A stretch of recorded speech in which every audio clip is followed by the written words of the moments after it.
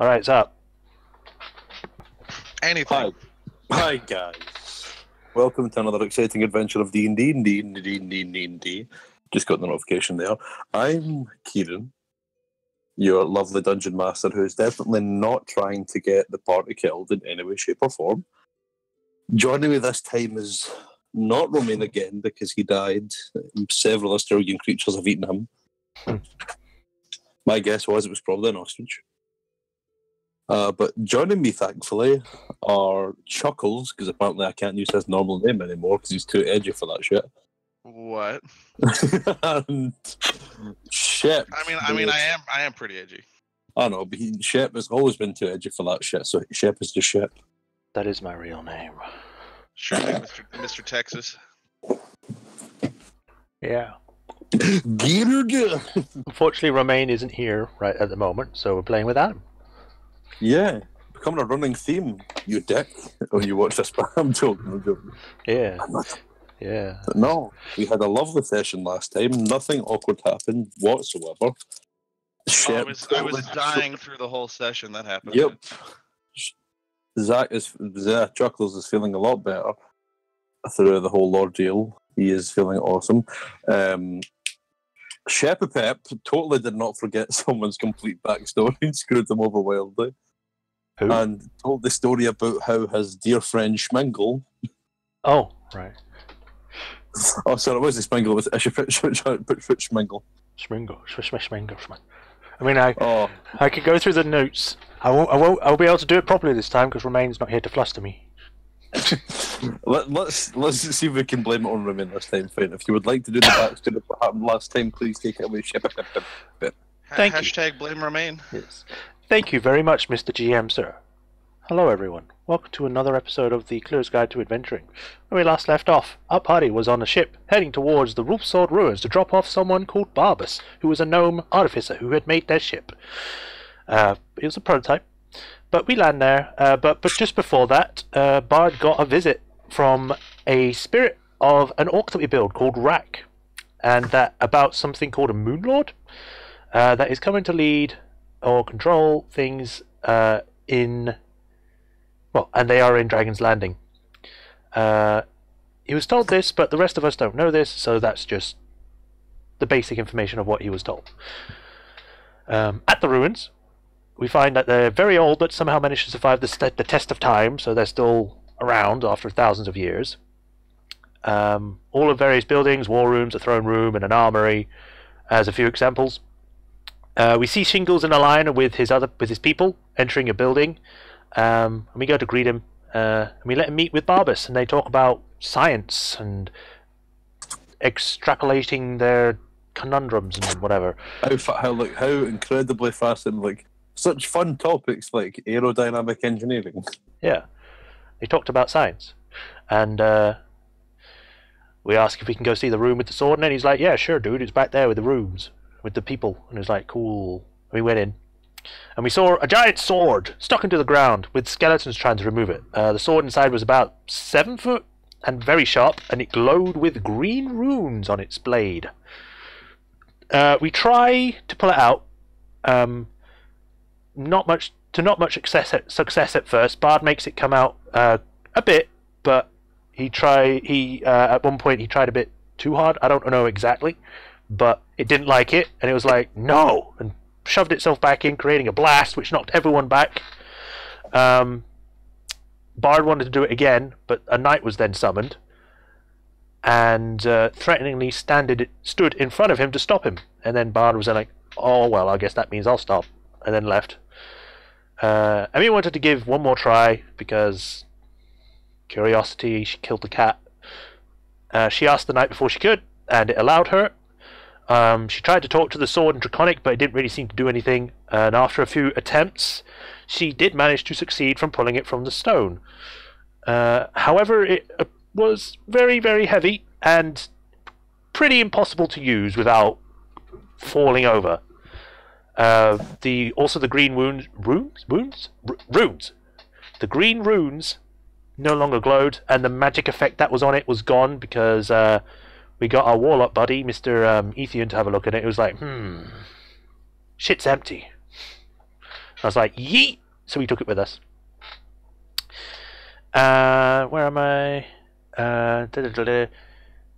Yep, Tishan says that we severed some sort of a link and that we might need to find the other weapons to reconnect them, but we don't know where those are right now, and Tishan decides to stay behind to look around and find out why he couldn't pick it up, because when he tried to, it was like Thor's hammer, it wouldn't move. It was like, I should be able to pick it up, and he had like inside he was probably having an existential crisis, because it's my master's, I'm in my master's.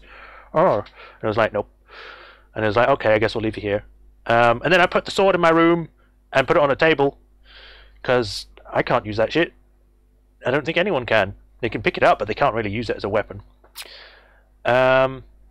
And after that, we say goodbye to the others. We left Barbus with Shingles to talk more about their science and ships and see if they can come up with any new prototypes and improvements to our current ship. And then we left to Dragon's Landing. As we approached and landed, we got approached by the guard of the city, and they feel wary of our approach. They weren't sure if we were enemy, friend or foe, or that we were scaring the common folk with our magical technology. We explained that we're working with Goldwine. We show him the medallion. He's like, oh, shit.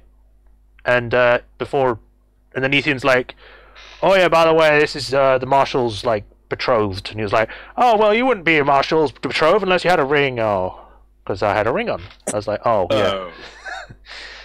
And he says, and he starts like pooping himself, because it's like, oh no, I've maybe sort of killed myself by insulting the wife, or to-be wife. And then it's like, okay, yeah. And then one of the captains, I think it was a lieutenant, was it?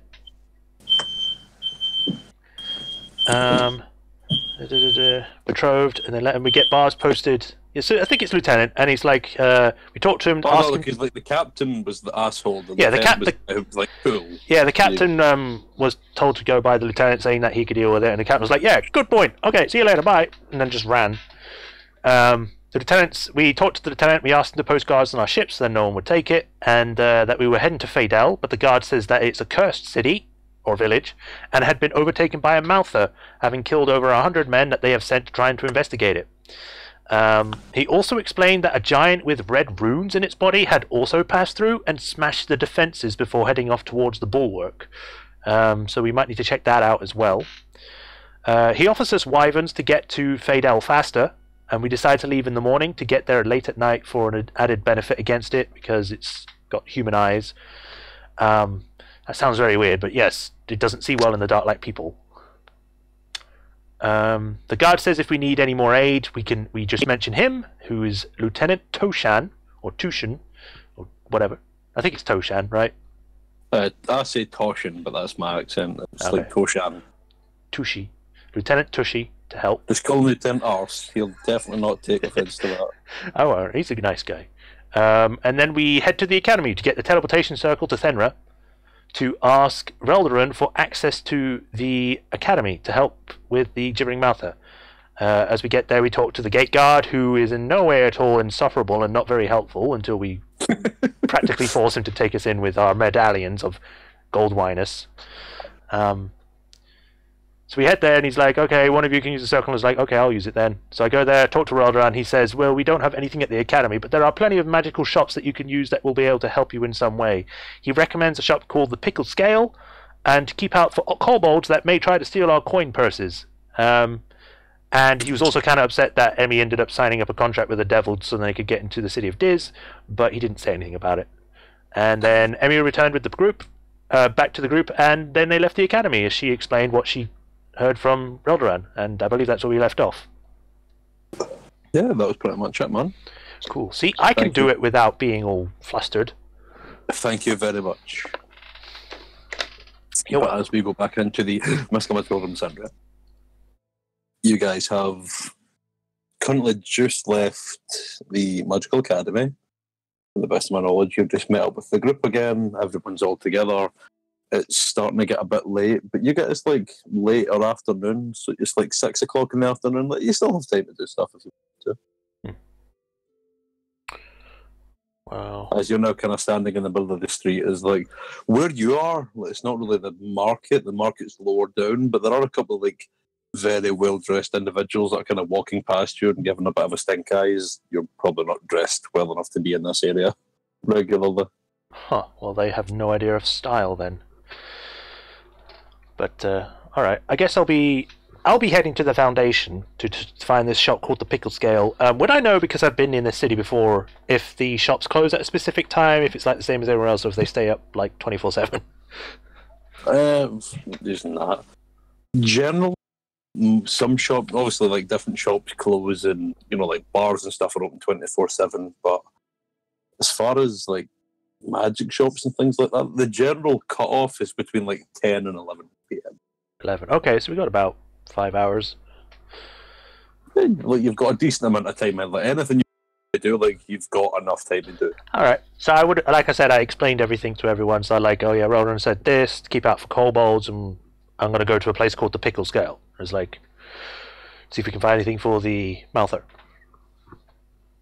And I guess she'll be heading off to the Foundation if anyone else to come, unless they want to do their own Trying thing. so hard not to make SCP jokes. Is the Foundation a like a section of the city?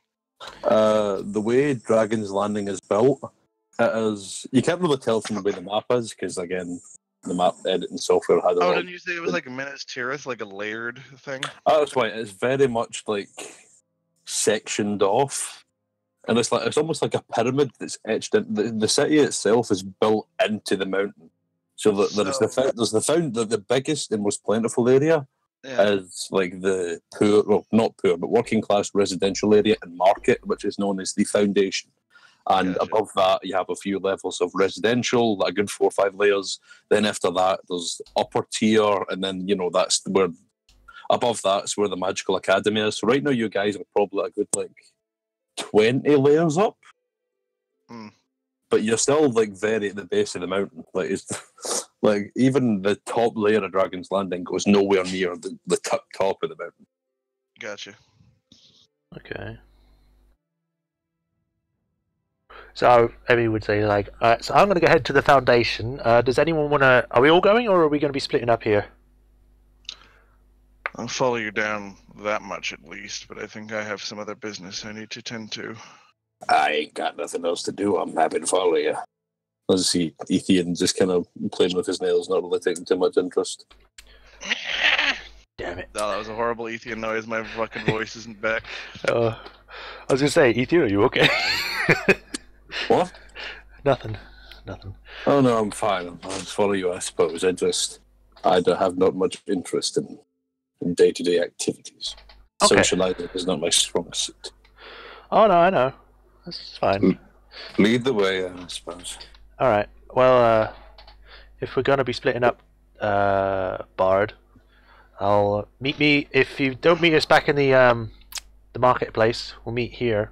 And GM, can Yes. I name? Can I remember the tavern and the place of the place that I was in my backstory? I would. If it had a specific name, I'll need to see if I can find it. It didn't. I'm just saying if I can direct them to that place. You would know what it is. If it's just coming up with a name on the spot, it would be The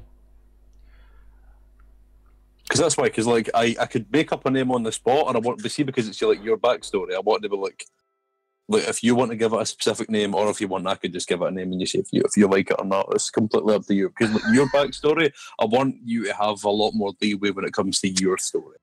Okay. I guess I'll say then. Let's go with. Because I was going to come up with something like the Bannered Hearth or something like that. Hearth. The Grubby Wyvern. The Grubby Wyvern. No, I'm imagining like the sign is like this little tiny little wyvern with stubby limbs. It's like this cute illustration, but it's a freaking wyvern. I don't know. Yeah. A wee chubby stubby thing. It's a wee pseudo dragon. It's like instead of like going raw, it's like rah. goes to Ron, just goes. Yeah, and it's got like instead of it being, it's like it's trying to be an intimidating like sign for it, but it's like a little cute little tiny thing. I'm just imagining, like Droopy the dog. Imagine him as a dragon. He's like, I'm intimidating, rar. Yeah. All right. So he basically says like, go to the tavern called the well, not tavern. It's a inn thing. The way you said the backstory, it definitely sounds like that's one of the. It's not like a fancy place, but it definitely that would be one of the more like, that's like the Hilton Hotel basically around here. That's where like people are like, oh, you have to visit this place. Yeah, It's popular. it's a local curiosity like thing, attraction. There we go, attraction. But yeah, it's just like go to a place called the Grubby Wyvern. It's near the something district. I don't know what it would be near district wise, but it is in the second layer. It's above the foundation, but it's like overlooking the foundation. So like you can wake up with a view, and then like you can wake up and then instantly just go down a layer, and that's you right in the heart of the market. Okay, yeah. You can probably tell the reason it's so popular is because like the prime real estate they have. All right, then yes, I'll say that. Go to the Grubby Wyvern in the second district.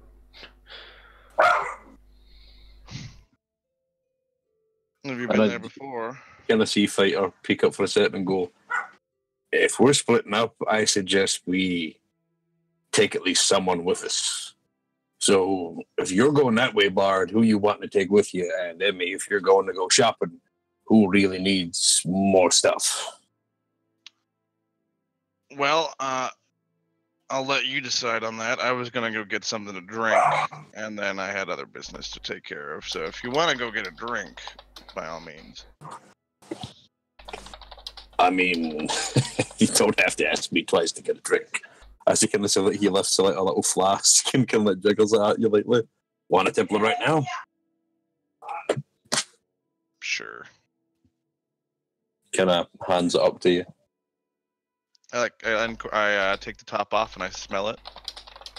Like, you kind of have to pull your nose away as it is like homemade moonshine or something. It is like, even like a good like half a foot away, you can smell it. Like, this stuff is like a bottle of turpentine. Did you make this?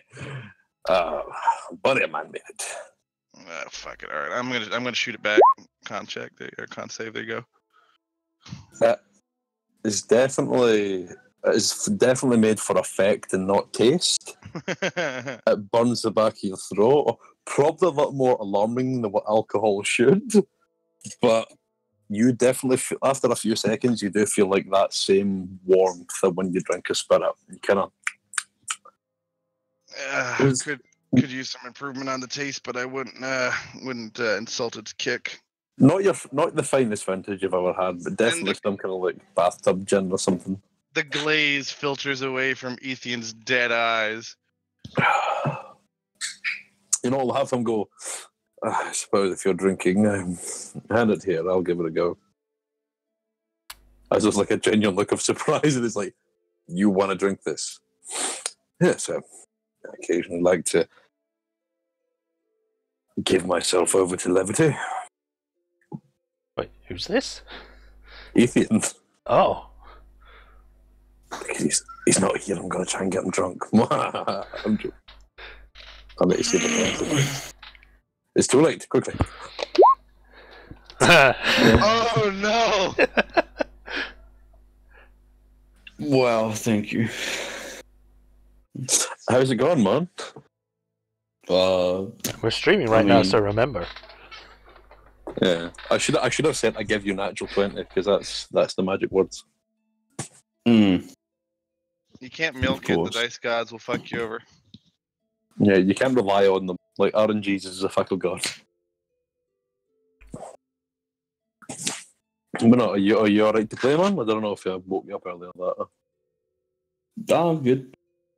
Oh, that's why. Emmy has just said that she's going to go shopping, and Fighter and Bard are going to go away to get a drink. Well, handling some other business, but drink first, they said. Naturally. So, what is Ethan doing at this point?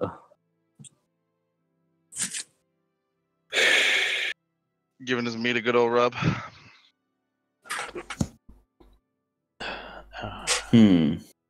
So, where are we exactly in Dragon's Landing? You are currently just outside of the Magical Academy, like Dragon's Beat Academy.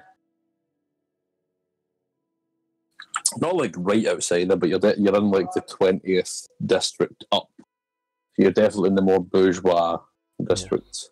And I'm heading to like the magical shopping area. So The pickled scale you were looking for specifically. Yep. And Bard was going to go check something out for himself. He was going to give into his rampant bad things. Yep. And then I told him like we're going to be meeting at the Grubby Wyvern once we're all done. Which is a bar you would have heard of, even. Very like popular drinking and sleeping establishment here in Dragon's Landing. Sleeping. It is an inn. It is an inn. Oh. I thought you meant the other type of sleeping. No, it's not a brothel. No. Dragon's Landing, you'd probably have to go down to the foundation for that. Like, the higher up you go, like, this is one of the cities where, like, prostitution is more heavily regulated. Like, other cities, it's like, Turnell and that was fine. This place is more like Disneyland. They don't like seeing dirty stuff around.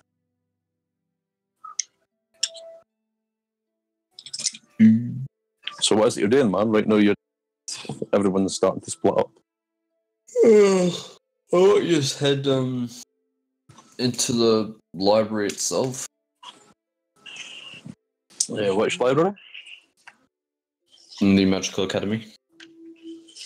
They didn't let us. You just left it. They told you like no. Oh well. He was kind of pissy about letting non-members in. Man, sorry.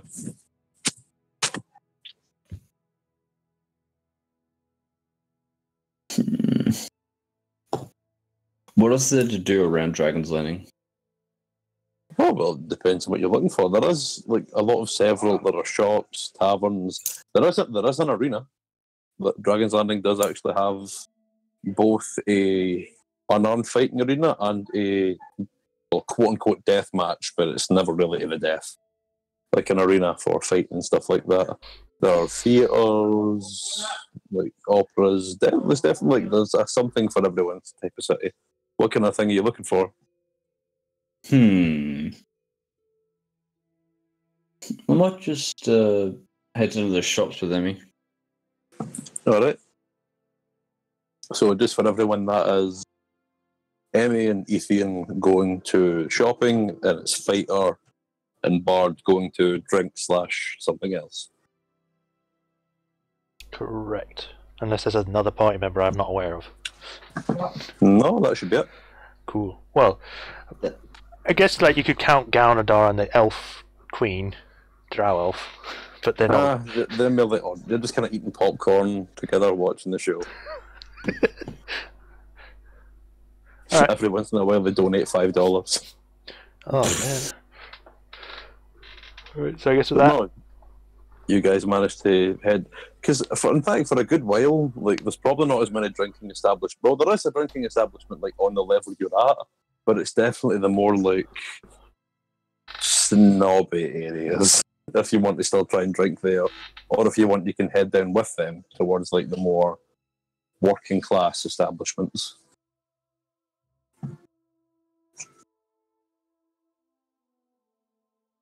Who's that you talking to? Bard and Fighter. I mean, for my purposes, I was actually going to start off with something high class up here near the, what do you call it? Near the academy.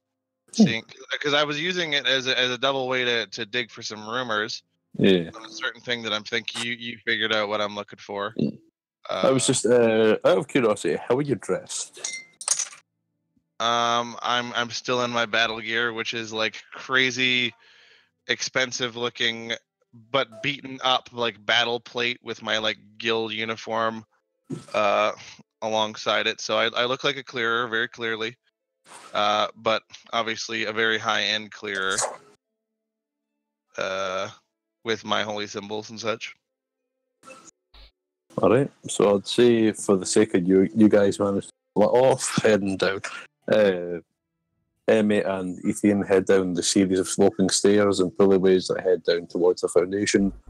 I'll start with Bard first, just because like you're on the same level. It might take you guys a few minutes to get down to the foundation. Looking around for probably the next 20 minutes, you do find has some kind of bar. It looks more like a wine tasting place, but it is a bar for all intents and purposes. They're just too posh to admit it. And let me see what it's called.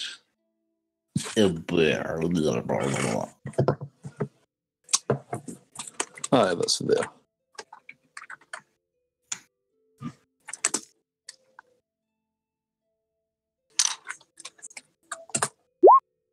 That is what it's known as, a Gilded Goblet. The Gilded Goblet.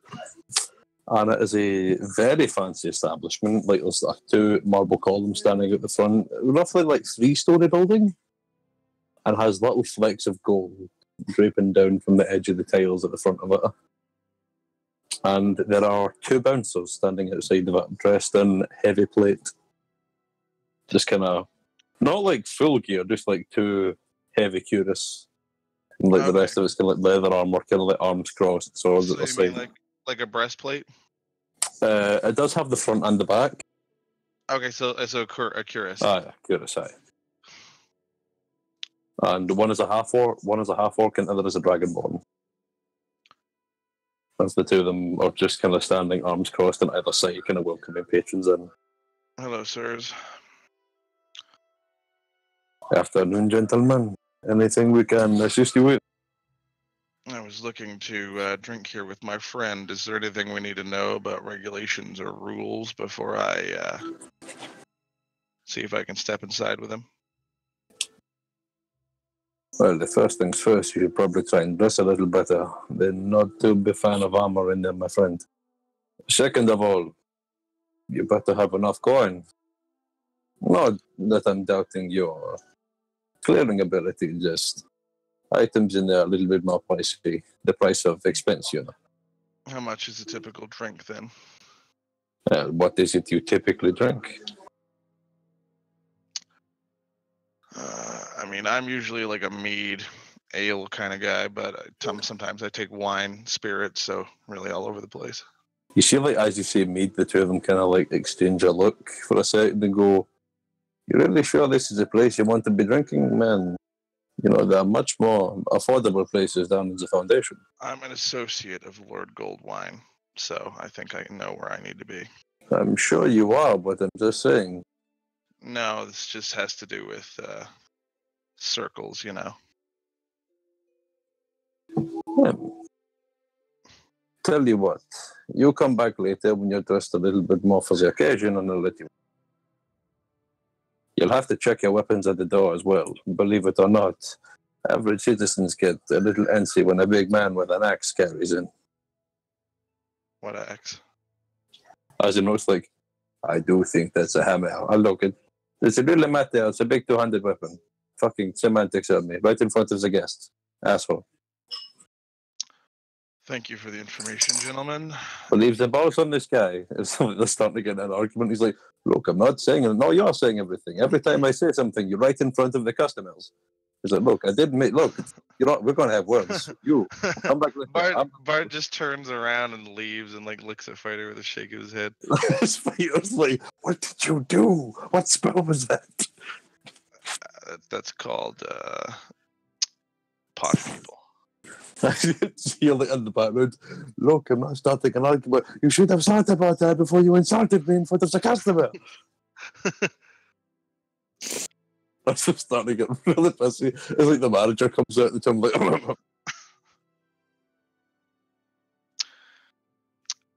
Yeah, I think we need to go to a different neighborhood. You could just put on like a nice cloak. Fuck that. I kind of want, if that's what the bouncers are like, I kind of want to see what the bar staff is like. I mean, look at me, man. People have been looking down on me my whole life because I dress shitty. I don't give a shit. If they're gonna not let me in because I'm in armor and I'm not like some fucking posh noble, I don't need to be there. You know, people think I steal kids, right? Like eat them in the night. Yeah.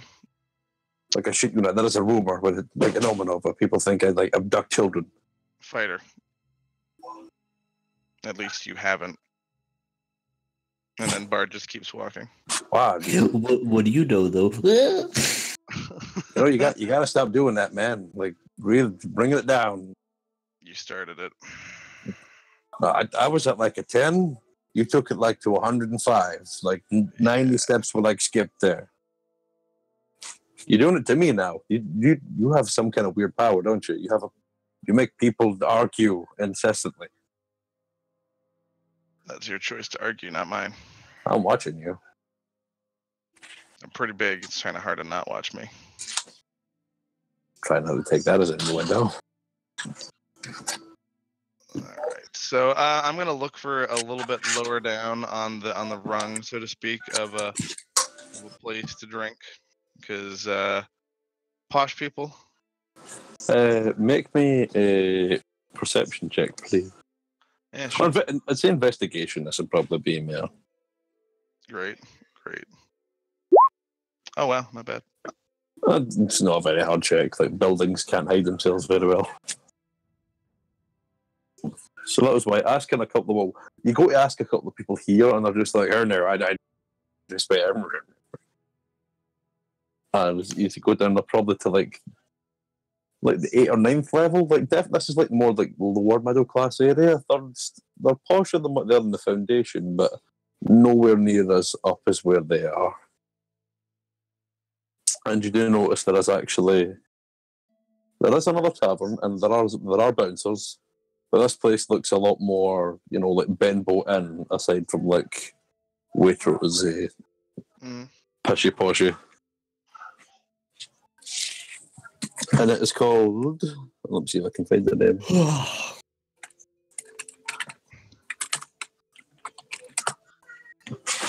Winona's Smile. I'm going to save that now. There's going to be there's a shop in the world that's got the Scarlet Fox now. Sounds like a tailor's place. Maybe. It might be. I don't know. I was going to make it a brothel, but I mean... No, brothel sounds even better. I wonder who the hell Winona is. But you did notice there's a couple of staff. And these guys, there is actually... One of the bouncers is actually a halfling. And the other one is a Goliath. That's a hell of a tag team. And that's why you do notice the bouncers kind of look at you a second. I take it you're walking up to this place, yeah? Yeah. You see, like, gives a small nod. I've known there, fellas. Looking there for a pint or a couple. Maybe a few. So, who's Winona? I gotta be honest with you, man. I have no fucking idea. This is actually my first night on the job. And Bard turns and looks at the Goliath, like, with his still, like, eyebrow raised. She like kind of nods. It just gives you a small nod, and like. Does he know, or is it a she? Judging it is like completely bald, and just judging by like the musculature, it's a man. It is okay. 7 foot tall and about as wide. Like you can tell they've gave him like leather armor as a uniform, but like you can hear the creaking from here. He's got like stone skin and shit. Yeah. That is why it kind of looks. To the best of my knowledge, I think Winona's the owner of the place. Well, the owner's wife, anyway. So, any problems with present company in this establishment? And he just kind of like looks between the two of them, and you see, kind of looking good. You're a few levels too low to be thinking about that kind of thing, lad. If you want some rampant racism, I'd go up a few levels. Oh, we tried. Except it was more about my outfit. You see, for a second, but as soon as you say that, the Gilded Goblet. What? The Gilded Goblet, I'm guessing. Oh, I got them in a right fit. That was pretty funny. I'll tell you this for nothing. And you can see, like, he walks over to you and can, like, ask you to line down for a second and goes, see the drinks there? They buy from the same supplier as us. They just charge a lot more. Sounds a like rip-off, I tell you. Sounds like nobles to me. Pretty much, aye. But, no. Probably have to check the weapons at the door. Just for obvious reasons. Folk get a little jumpy when they see clearers coming in with big hammers. See, they thought it was an axe. Why do you think it was an axe? I don't know. They're pretty dumb. I just see like the Goliath to like, now if there's one thing I know, it is the difference between a hammer and an axe. You see, a hammer does the smashing, and an axe does I know we went on hammered and Does chopped. the You know chopping. what this is. Yeah. It's See, not he the knows stuff. Goliath, man. He's still whispering a bit. He's like, yeah, this is he's very few things he's an expert on intellectually, but smashing and chopping, no, he'll sort you out that way. But no, just check your weapons at the door. You can have them. You come back. We'll keep them safe for you. Armor's fine. I mean, armor looks fancier than the fucking tunics most people wear about here anyway. You'd have to check your holy symbol at the door though. At that, he raises an eyebrow.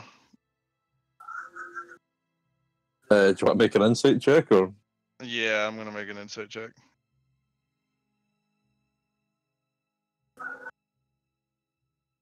Oh wow. He's fucking with you. You can just tell by his smile. He's letting me know the joke.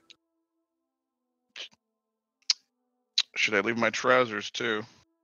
I don't know. It might be a powerful weapon. You never know. Clear. It's always got crazy magic shite on. All right, let me just take out my my mess kit and my my tobacco and my my. I mean, if you're not going to lie, if you pull out the tobacco, you're not getting it back. But no, if you want to head in, I have problems. In you go, lads. All right, he unbuckles his sword belt and his and takes his hammer off. I expect I'll be getting these back. Well, I mean, you'd have to be a braver sort than me to try and withhold a weapon from a clear. I'm just a bouncer, mate. As you notice, fighter is like two knives out of his hips, 2 knives from under his armpits, 2 knives from his boots, 2 knives behind his back. It's like tink, tink, tink. All in all, there's probably like a good 14 knives. You see them there, but like, Jesus. Are you expecting some kind of trouble or something, man? Oh, and then Bard kind of unbuckles the sheaf of javelins, takes the dagger out that he had. What else does he fucking takes his?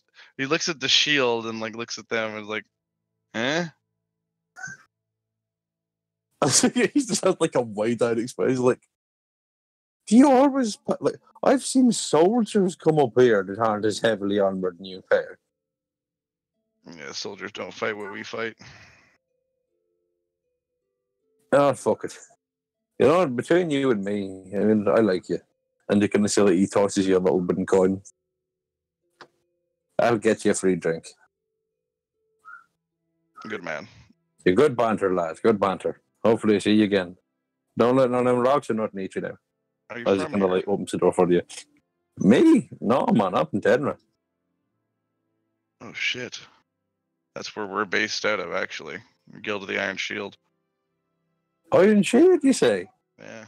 I thought you were from Romanova. We moved after the guild hall burned down. Dragon attack. You kind of see like his male face, like, sorry, man. I didn't know nothing about that. I'm sorry. That's fine.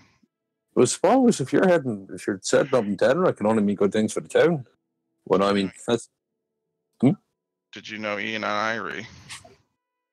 Irie? How'd you know that name then? Herbalist in Thenra. Dealt with her before on friendly terms. I don't know, man. She's my sister. Oh shit. Well then. Right. What's your That's why name? my sister runs the herbalism, my brother runs the tavern. He kind of like frowns and like kind of folds his brows for a moment. Have you heard the news? What are you on about? Well, you just told me that they're heading in. It's clear as in Tenerife now. But no one needing a drink. When's your shift over? I'm here until the place closes, man. Good speaking with you. And sorry, what did he say his name was? You didn't actually give it yet. Oh, I did ask it. I just guess he didn't respond. Oh, Boren. My name's Boren. Borin. Oh, like, not Boren, like Boren. Boren. Oh, okay. That's when they kind of like lets you. It looks a bit confused of what you were talking about, but does let you in. Bouncer for the. No, bouncer for Winona's smile. And is it an inn or a bar? It is an inn. Okay. So it does You have can- rooms. Okay. This place is like Blackpool. Like every third place is like a bar slash like has beds. Gotcha. I don't know if you would get that reference. Shep will probably get that reference if you've ever been to Blackpool. Like there are fucking hotels everywhere. So it's like a huge tourist place, I guess. Oh, aye. Like every second place is like a B&B, aye. Gotcha. But no, So he'll, as you head in, just sorry man, just so it'll be quickly, we'll head over to Emmy and Yeah, Ethan, just no to worries. like I don't spend too long with them. Hey. So you guys, I say as this was kind of going on, you've managed to head right down to the foundation, and starting to wind down a bit now. There's not as many people patrolling the streets. There is quite a heavier guard presence. Well, not even guards. You can tell by the uniform they're like soldiers Mhm. that are just kind of starting to head in the door, and they look fucked. Well, like they've been in a fight, or just that where it got a lot of stuff? They are covered in mud, blood, and what appears to be some kind of like fine dust. Huh. And there is about 20 of them, just kind of like either some are lying down, some are like just sprawled out on the dirt, breathing heavily. Some are lying down. Like a few of them are like covered quite heavily in bandages. Oh, all right. And you do Can we see actually. where they sort of came from? They just came out of the front, like the front gate of the city. Just Oh, headed into the town, and that's why. And you do actually see a friendly face coming in. oh. As you see Alistair come in. Wait. What? Alistair, I need to remind myself who that is. Alistair. Goldwyn. Oh. Oh yeah. it's, Yeah. Sebastian's brother. Yeah. The little fat one. Mm-hmm. As you see him currently, he's backing up very quickly and has his hands up. Against who? Is he like doing it to someone, or is he just walking in like that? Perception check. Okay. Perception. An 18. Perceptione. Hold on a second. Perception. There you go. Like you guys are kind of on the top of the balcony, like looking down. So he's probably like a good 100, 150 feet away from you. You can make out, but it is hidden just by the way his armour is. But you can see someone actually takes a swing at him. And as you walk in, you see Sebastian walking in after him, looking incredibly angry. Oh. Can we hear what's being said? Like, are they talking loud enough for that? From this distance, you can hear that he's shouting. And like the crowd is kind of cleared to see what's going on. But from here, you can't really make it out. It's just sort of like a very angry shouting. Oh. I'm like to Ethan, and as she keeps looking, she's like, looks like something serious happened. Do you think we should check it out? Well, I mean, he's your boyfriend. That's besides Fiance. Right. Yeah. I'm sure you're concerned, so go on ahead. Alright. And then she'll like make her way down so then she can actually listen to what's being said.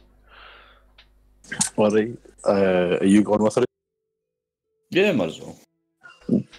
I mean, don't leave me on my own, I might get kidnapped. As you guys kind of walk down, you notice the soldiers are, they're looking quite a state. Like there isn't there's like 20 men there, and they all look very heavily injured, and they are covered like either from knee deep right up to waist deep in some kind of horrible smelling brownish black liquid. As you see, Alistair has like bruises on, like his armor looks fine, but you see his face is like quite badly bruised. As you notice him get like smacked right across the face by Sebastian. Ooh. He has the scaffold is on the sword, but he's like using the sword to beat him. And you can see that he is currently like falling over, just trying to apologise and trying to spit. You just hear him like screaming blue murder. And that's what. And just as you like start to approach, that's when you hear him being like, "How was I supposed to not like 100 men? 100 men I sent you with, and you come back with 20. 80 death letters I have to write because of your incompetence." As you see him like actually falling down to the ground at this point, as like some of the soldiers are trying to pull him off, but he is just like beat. Like you can't see like small dents in the armor now, as he's just like baseball batting over him. I just see him just standing over, breathing heavily. "You went too far this time. You fat, useless little bastard. Get up. Get him up." As you notice, a couple of the soldiers like are very afraid to touch him, so they go over and like pick Alistair up, who's like coughing and like spitting blood out of his nose. As you see, like he goes to like walk away, but a few of the soldiers are stopping him, and actually have their swords drawn out at this point. And there is a crowd watching as you see him going, "By the power vested in me, as Field Marshal of the Missandrian Coalition, I strip you of all military titles. I strip you of your command. I strip you of your armor." And he just like grabs the chest plate and actually rips it off using the leather straps. As he's sitting there just in his tunic, like looking on like the vera tears, as he goes to say something and go, "You are the biggest failure our family has ever made. 80 men, Alistair, have died because of your stupidity and cowardice." As you notice, like he reaches into like a kind of pouch he has on the side and grabs what looks like a very thick stack of parchment. "Look at them. 80 letters I have to write home, saying that people's brothers aren't coming home, their fathers and sons aren't coming home. You know what?" And like he walks up to him and like rams them into his hand. "You write them. And I swear to all the powers in the Nine Hells, you let them know that it was you that got them killed."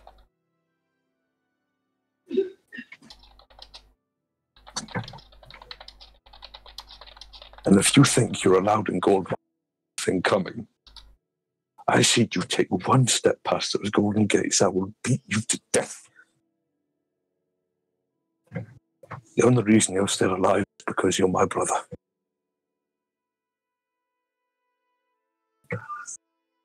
Get this fat bastard out of my sight."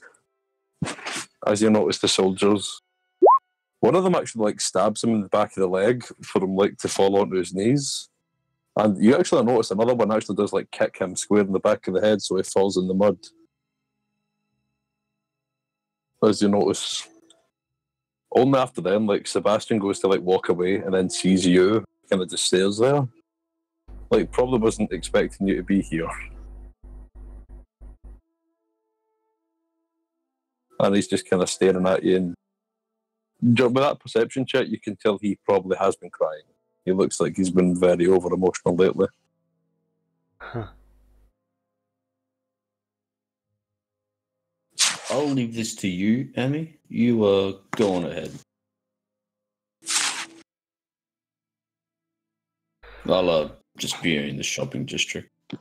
And at this point, you can notice Alistair is like chased away by the guard. Point, like, you can tell there's a lot of hatred for him, like all the remaining guards, as he actually runs up towards the higher levels. Alright. I mean, like, sees that whole thing, sees her noticing. She's not really sure how to take the whole thing, but does Sebastian just walk off after seeing her, or does he stay there? He is kind of slowly walking towards you, but like looks apologetic. Okay, I'll go over to him as well. I'm sorry. I didn't want you to see me like that. She doesn't really say anything. She just she just hugs him just to shows her support. You can notice for a second, like, he hugs back, but is, like, still standing up strong. As you start to feel him just kind of, like, sobbing a little bit, and you hear him go, I sent 100 men to Fidel with him. 100 men. I thought it would be fine. 80 of them are dead. How am I supposed to explain that to their families? As you see him, this kind of, he is starting to, like, just lose the strength in his legs, and see him, like, leaning more and more on your support. As you notice, the men at this point are kind of, they're probably emotionally dead at this point, but the ones that are kind of coming to are just, have either cried or have cried to the point where they can't anymore, so they're just looking completely deflated. Oh. Maybe just lets him, like, say all his bits to get in, so then he can get it all out, so then he can voice himself. But keeps a firm hold on him if I don't know, it probably goes on for a good couple of minutes, as he does hold on to you pretty tightly. As before he kind of, like, he cannot hold his eye. He's still crying, but he's trying very hard to, like, not show. He's like, I'm sorry. I'm sorry. What brings you this way? I mean, it's just anything to take my mind off of today. oh god. Well, we're going to do the gibber mouth. We're here on business, unfortunately. We won't be here long. We're just staying the night and then moving on. Whereabouts are you headed?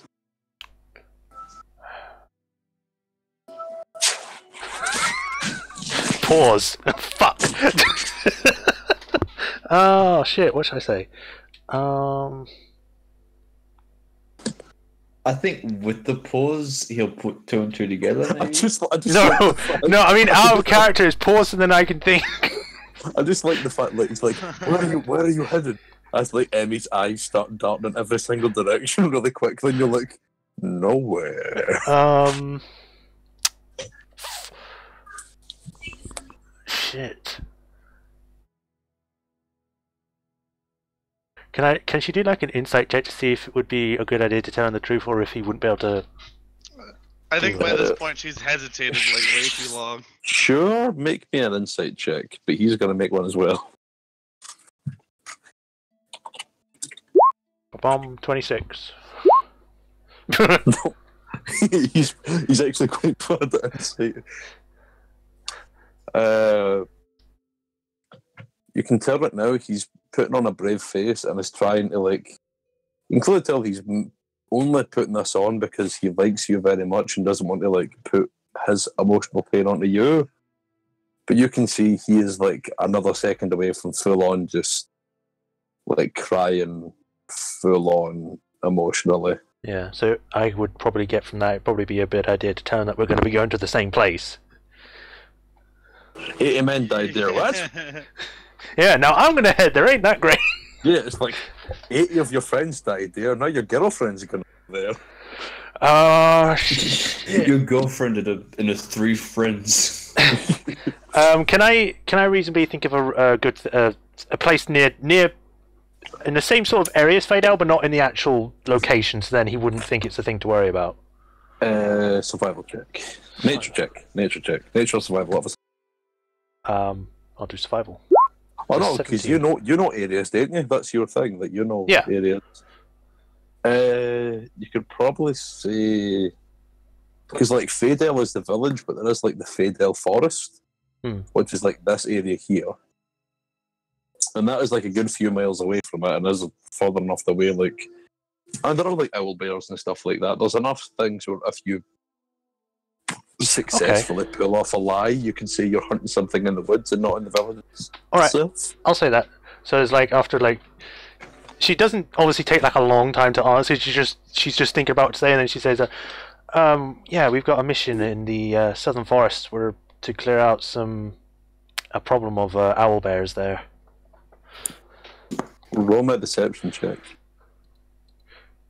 I was hoping I get advantage because he trusts me, but okay. If only the Fine. person who had a really good charisma He has. was I was there. gonna say he does trust you, so you can roll that advantage. You make a good case. Yay. Oh shit, I forgot I have 18 charisma now. You say persuasion or you said deception, right? Oh, no, deception. You're lying.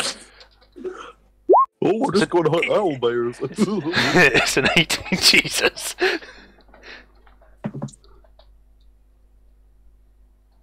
Genuine need advantage. No, you can see him kind of going.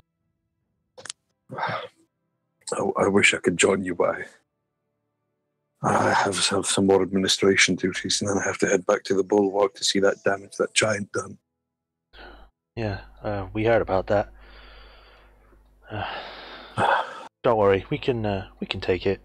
You've done a lot of work already. It's completely fine. Seeing you has made that a lot better, though. And I see it as go like give you a kiss.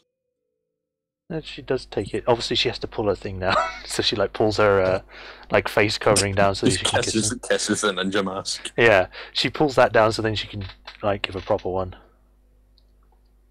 No, you can see just gives you a kiss. Yeah, and then just kind of going. And then, like before we break, is like I rest my. She rests her forehead against him, and she will try to say words of encouragement or like comfort to him, which I would like to do like a roll for. For the sake of this, make a persuasion check. Okie dokie. A 9, so it's not going to work, but it's still. It's not terrible. Yeah. So it'll be something like, "You did all you could, okay? Not many others could say the same." You can see, like, just nods his head. You can tell that if it was someone else, he probably wouldn't pay heed. Because it's you, he's probably choosing to take it more to heart. Okay. As you see him going, well, I'll be staying here for the next couple of days. Or is it you're staying? I'll be staying at the Grubby Wyvern. I could meet you there later on. I wouldn't mind that, she says with a smile. I look forward to it then. Stay safe. Just looking at the ground and the sky, just whistling.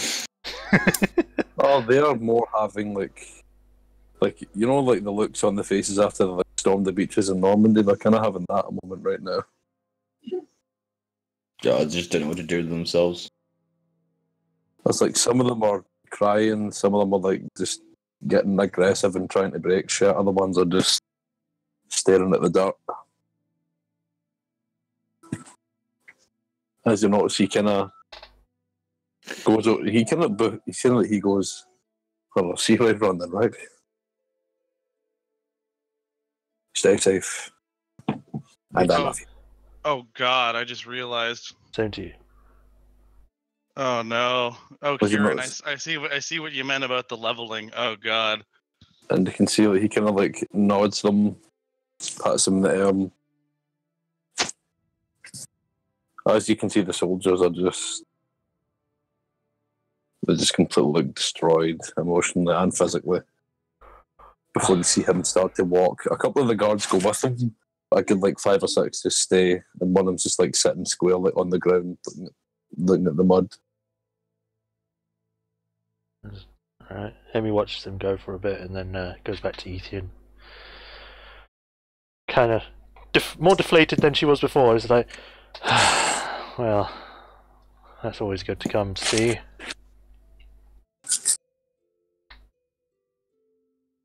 How bad was it? Pretty bad. Lost over 80 people. Ugly.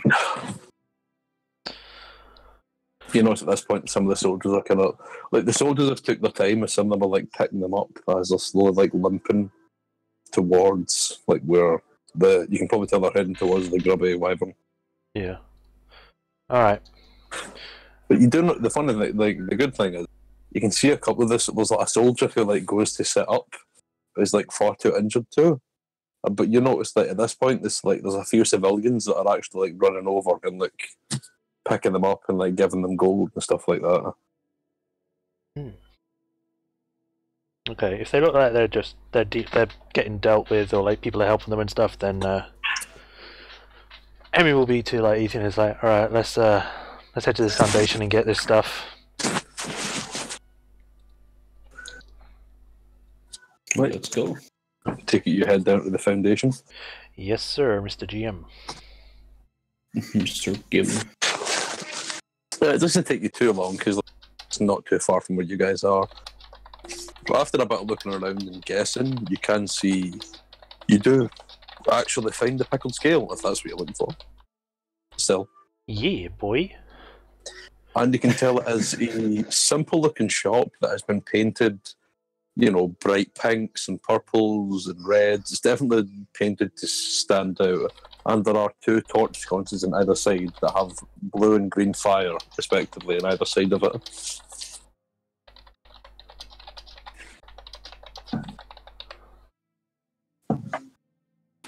With a small sign that says we're always open. Cool. All right. My kind of place. Is it? Oh, is the door actually open, or is it one of those ones where you have to open it? You haven't tried yet. Okay, then I go. I guess if the door's not open and I can't actually see, I'll go in.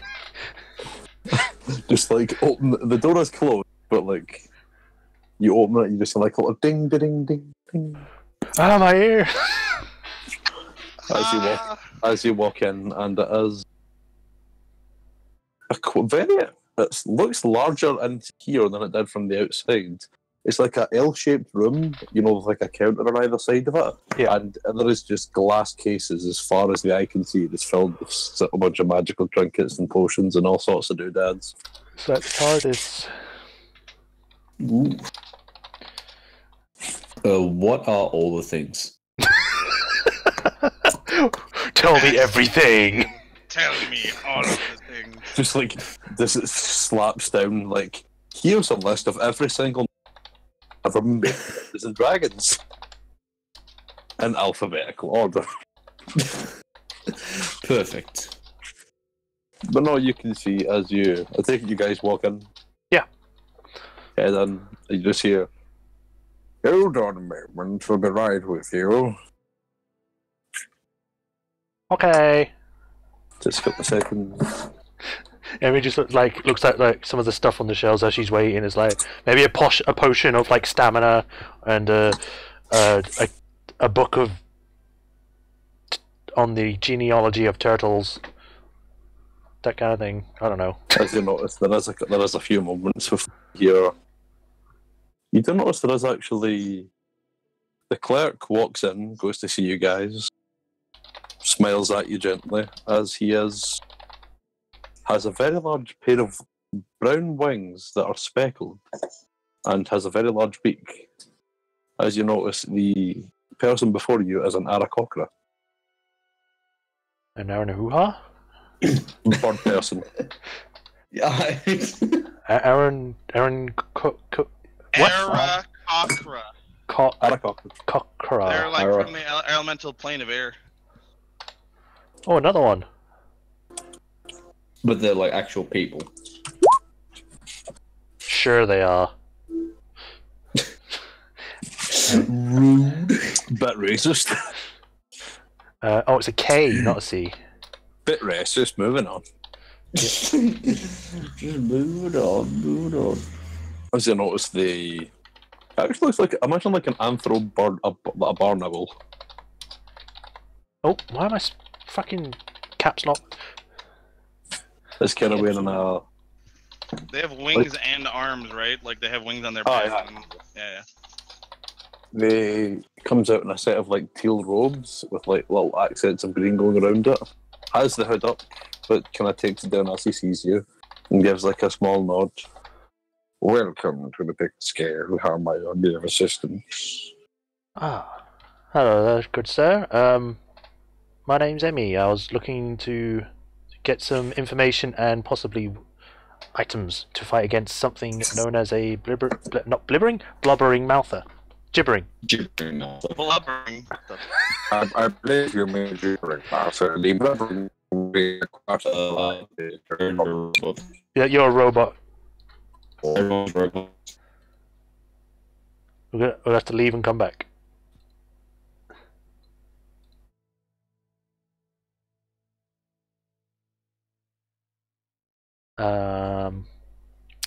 Uh-oh.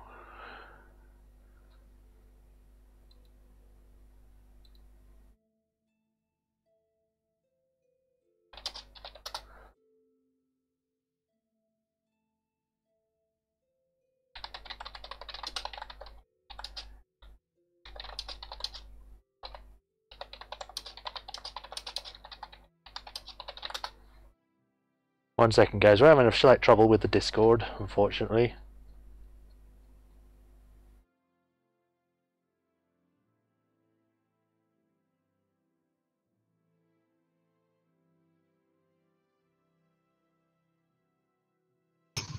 There we go.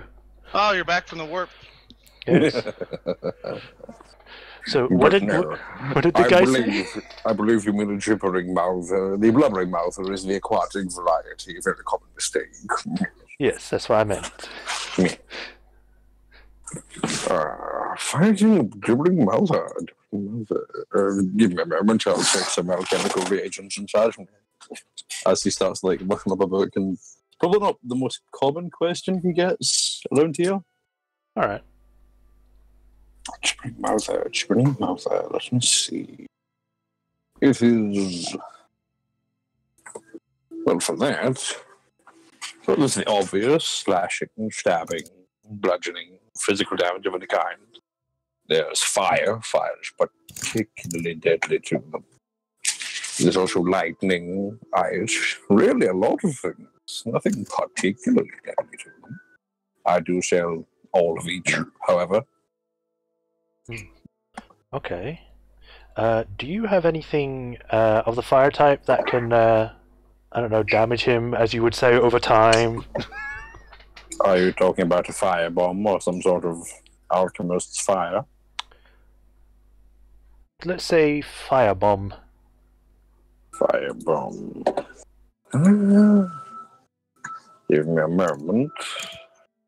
It depends. I have explosive runes, incendiary runes. I already have more alchemical reagents. That's merely some kind of bisque urn filled with explosives, which give flame properties. Oh. It's up to your sale. Yeah, I would go for the fire bombs if you got any of those. Firebombs. Yeah, here they are. And you can see how he kind of like rolls a little, like a very dark brown clay pot with like a fuse sticking out of the end of it. There you are, one firebomb. I do have many of them, but they do cost 5 silver each. 5 silver, okay. 5 silver. I shall take 2 then, please. 2. Well, that'll be 10 silver, 1 gold, or half many copper. It's up to you how you want to pay it. Okay, she takes out a gold piece and gives him that, and takes the 2 firebombs. Pleasure doing business with you, madame. Thank you. There is something else. Do you sell like magical items, or is that another shop we would have to see? No, magical items are quite a specialty of ours. Okay. Well, in that case, do you have anything that might be able to protect against the gibbering mouthers? I don't know quite how to explain it. The thing that makes it so then people panic or start to get kind of crazy. Oh, you're talking about its confusion effect. Yes. Yes, that's right. Oh, give me a moment. Just slowly slide, like it just slowly disappears from under the table, and you hear like a lot of sounds of pots and pans and things getting thrown around. Before you just see like a single towel and be like, "Ah, yes, here we are, ring of mine sheet." I don't know about you guys, I fucking love this guy. It's great. Well, there is the mind shielding effect, but then also you could have it as a ring or as a circlet or a belt, any sort of fashion item. That's not the important part. Okay. How much would those cost? Would they all be the same for whichever one I choose, like a ring or a bracelet, or are they all different? The physical shell of the spell isn't the important part. I could have it in anything, really. As long as it has the same effect, so really no difference in price. Okay. How much would it cost? Ring of mind shielding. That'll run you about 150 gold. 150 gold, okay. And Yes. if we need The more... protection of one's mind is quite an expensive practice. Yeah, I can understand that. Iron shield. So there's I'm saying this to myself. Emmy's not saying this out loud, but if there's me, Emmy. Oh no, wait, me, Bard, Ethian, Fighter. That's 4. So we need at least 4 rings, which would mean that would be 4 times 150, which would be 4 rings. Oh, you're buying them in bulk.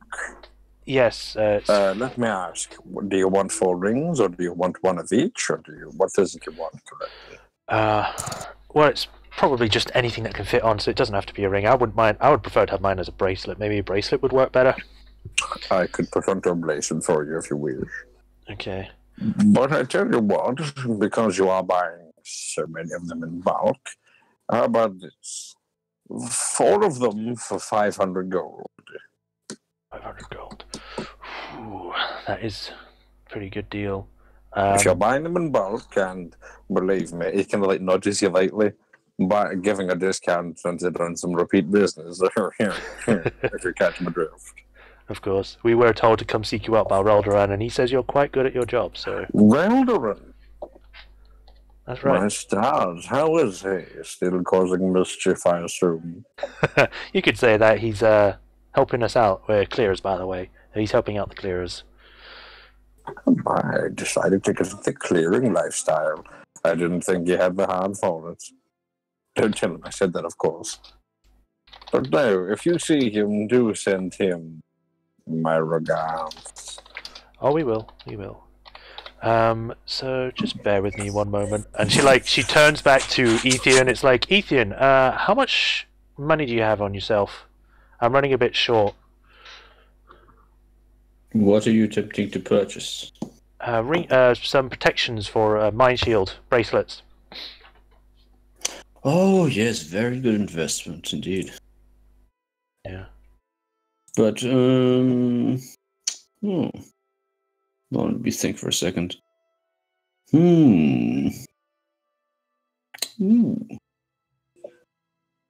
am sort of immune to that effect. So I don't think I will be requiring one. But I do have quite a bit of gold. How much short are you?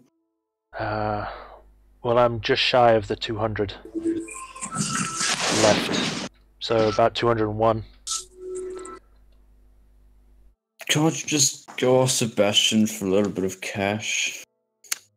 Now, that'd be kind of selfish, wouldn't it? But if you don't want one, how much would that bring that down, Mr.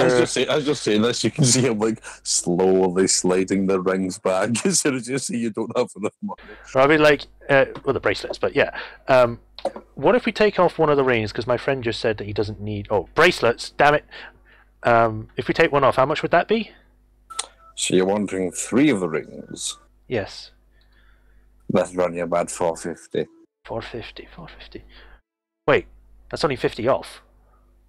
Yeah, well, you are buying in bulk. 3 isn't in bulk, darling. Oh.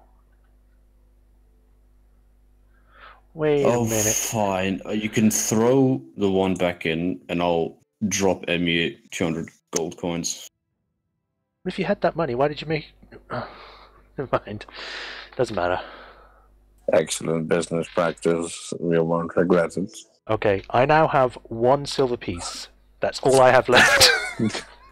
It's all I have to my name. Yeah. All right. I think you could pay the good bit for this, don't worry. Are you sure? This is a free job. I'm doing it so we can get into the city of Dis. That's about it. Nothing is free in this place. You know that by now, goddammit. Oh, Damn it. Okay, so that's a bracelet of mind shield. Shep, why do you think I always harvest fucking materials from the shit that we kill so I can sell it? You've been doing that? I mean, when I get the chance, I usually do that. I need to have a look. Mind shield, because I need to know the stats and stuff for it. It doesn't give me that. Damn it, roll 20. Basically, while wearing this ring, you're immune to magic. You're immune to magic, like thought reading magic. You're immune to well, basically, people can't read your mind. You can't read your thoughts. They can't tell if you're lying. They can't know your alignment or know your creature type. And that's actually going to be helpful against the gibbering mouther? I thought that was supposed to protect against the confusion effects.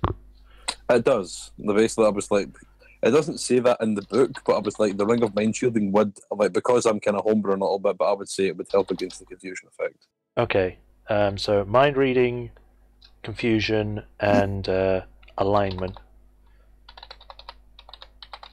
checks. Okay, and I've got 3 of those. Ethan says he doesn't need one, but I'll give him one anyway, just in case.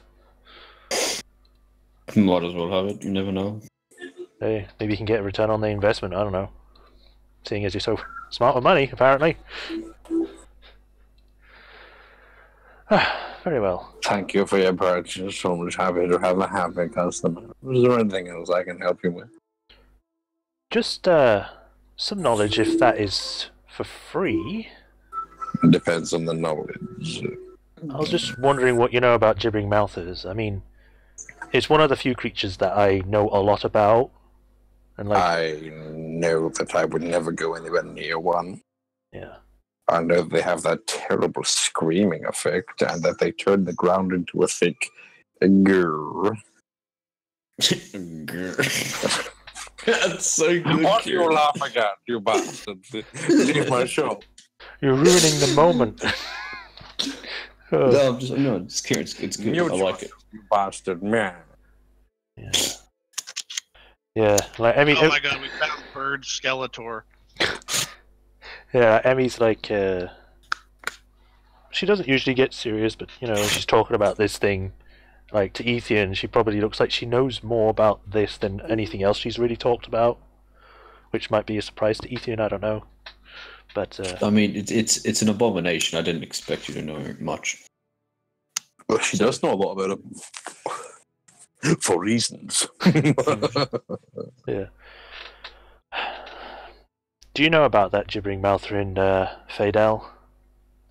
Well, I know that they had sent some clearers and it didn't go exactly well. I know that they sent the military and they just came and apparently it was a feat. They sent clearers? That's the first I've heard of that. Yes, well, they come in here and bought some items. Healing potions mostly, and bought a couple of weapons. Might still be lying around if you could get them back for me. I'd even give you a good price for them. I'll keep that in mind. Listen to me, I sound like a ghoul. Forget I said anything, darling. Horrible. Some healing potions would sound nice, don't you think? I mean, I would buy some, but I don't have any money now. How much for 1 silver to let have much drop? How about you get out of my straw? Get out of here, you broke bitch. Yeah. I mean, if you can afford them, you can buy a few. I've still got, what do I have? I have 1 potion, 4 potions, there we go. Moderate wound is 44 plus 4, right? That is greater. Ugh. Yeah, I think 4d4 plus 4 is greater healing potions. yeah, a normal one is 2d4. 2d4 plus 2. Yep. Because I have 3 of those. That's bullsack, though. Hey, they're potions. Just like level 1 people. Let's put the mouther in. So, hey, do you know those clearers that they got sent? Did you ever get their names? We might need to inform our guild about them. Let me think. Ask about the They mouther. were from the Band of the Midnight Sequoia, if I recall. Midnight Sequoia. Do I remember what that one is? Is that the gold wine one? That is the one from Turnell, actually. Turnell? What? Turnell? Turnell. But they're pretty far away. How in the hell? They are very far away. That's across Alexandria. Yeah, That's the other side of Alexandria. St. Clair's. They're very far away. What did you say they were again? The name of their guild? The Band of the Midnight Sequoia. Band of the Mid. Do you know what happened to them?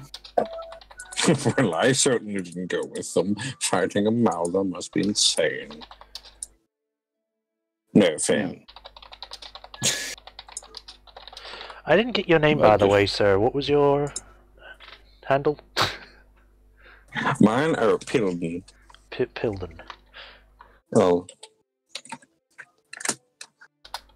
Shopkeeper. I'll post it there now.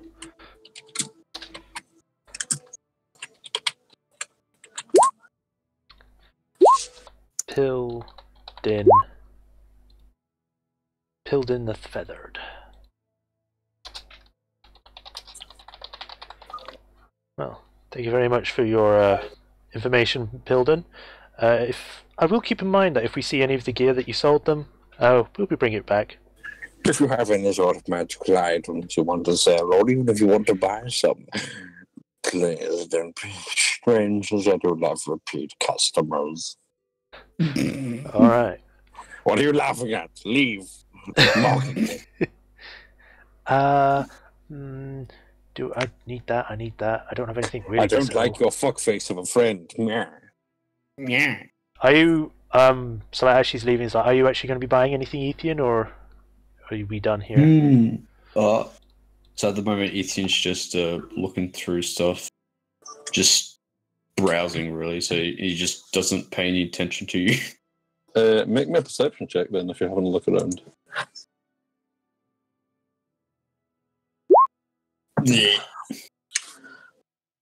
From here, like you can barely make out the rough outline of some of the items, but the glass is pretty thick and it is like clouded glass, so you can't really get too much of a look, unfortunately. The only thing you can really see is the counter, and that's where he keeps the health potions. Does he have all kinds? You would have to ask. They're kind of hard. It's kind of hard to tell. Like from where you can see, like different healing potions of different colors.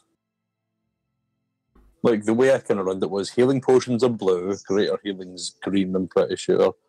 Superior healing is kind of like a brownie color, and supreme healing is like bright red. Oh. Does he have the prices labelled out, or? He does not actually. Kind of get the idea he probably takes enjoyment out of the haggling aspect of them.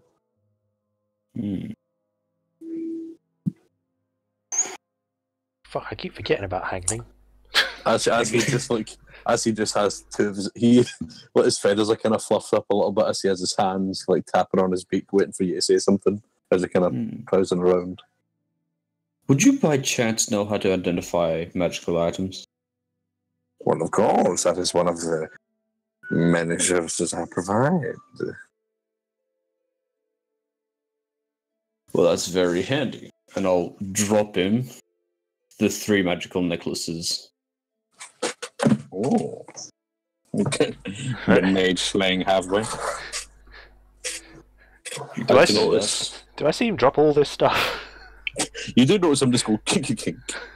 I didn't think you still had those. And how many necklaces do you have, just for sake of this? Because I've had the notes here, that's what I see if you remember. Either the 3 magic necklaces and the 8 magic rings, but the rings I'm keeping on myself. Yeah. You kind of notice he clicks his fingers, but before you notice, he kind of like holds his hand out and goes, price of doing business, I'm afraid, 50 gold per magical item identify. Is that for each or all of them? Oh, that would be for each. Identifying is a very lucrative business. Of course, if you're wanting all 3 of them done, I could do them for 100 gold. Pay for 2, get 1 identified free. Buy 2, get 1 free. Pretty good deal, I say myself, isn't it, dear?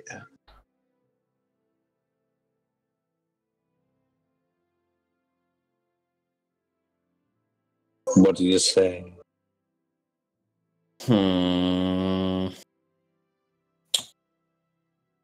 I say... Would you say it for 3? It is a bulk identify, maybe, and drop it down to 70. 70. Make a persuasion check. Normal. There you go. Slimy, please. Oh boy. You can see he kind of looks at us, kind of looks at you a second. How about we make it 80 so I can feel like I've won?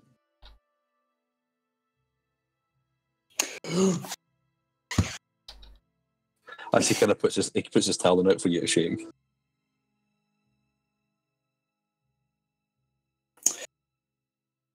On second thought, I'll take it elsewhere.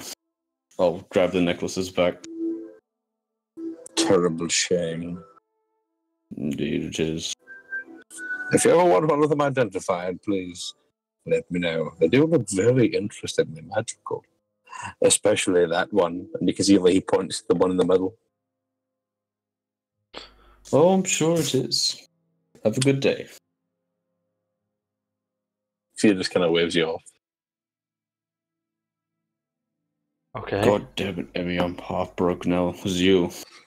Damn it, woman, I'm broke, man. I assume 70 was the amount that you have left.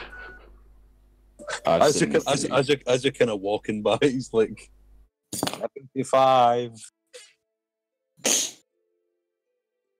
I'll just keep walking and ignore him. 74. Still nothing. 72 and a half, or I'm going to be very cross. Do you have that much? 70.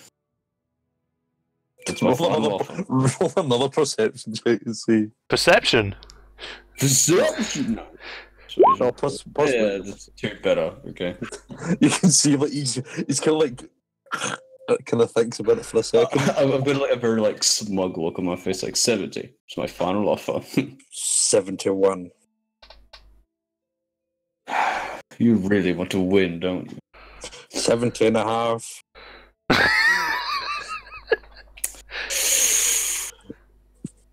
I mean, it's only a half. Just you know. If it's only a half, you can give it to me then.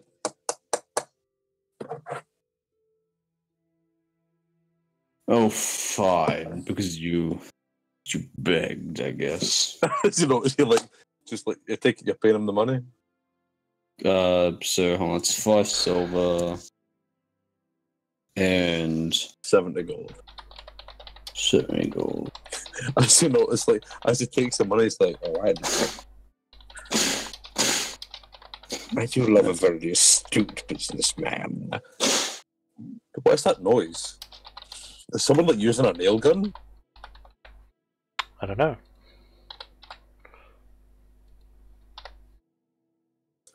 But no, you can see he lays out the 3 necklaces. You notice the first one? Mm-hmm. And you notice he writes it on a little piece of paper and goes, "This is the first one."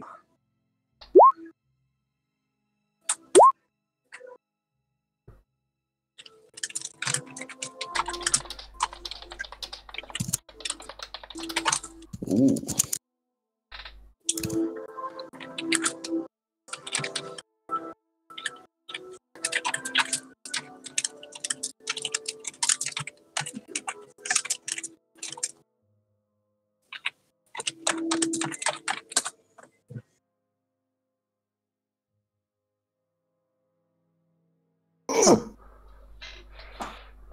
Oh no! Oh Lord! This is the second one.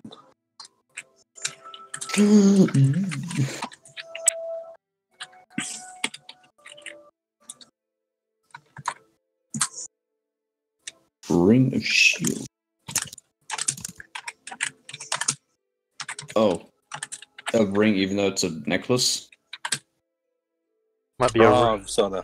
That's Maybe it's a ring on a necklace. Oh, that was why, because I copied and pasted the effect from like it's normally a ring, but it has a necklace. Sorry, it's a necklace of shielding. Yeah, it's like the ring that I got from Sebastian. Oh, in fact, I'm looking at the wrong thing. It is actually is a. Is it a brooch of shielding? Wait. I was actually looking at the item above it. Amulet of Attunement. Oh boy. No idea what that is.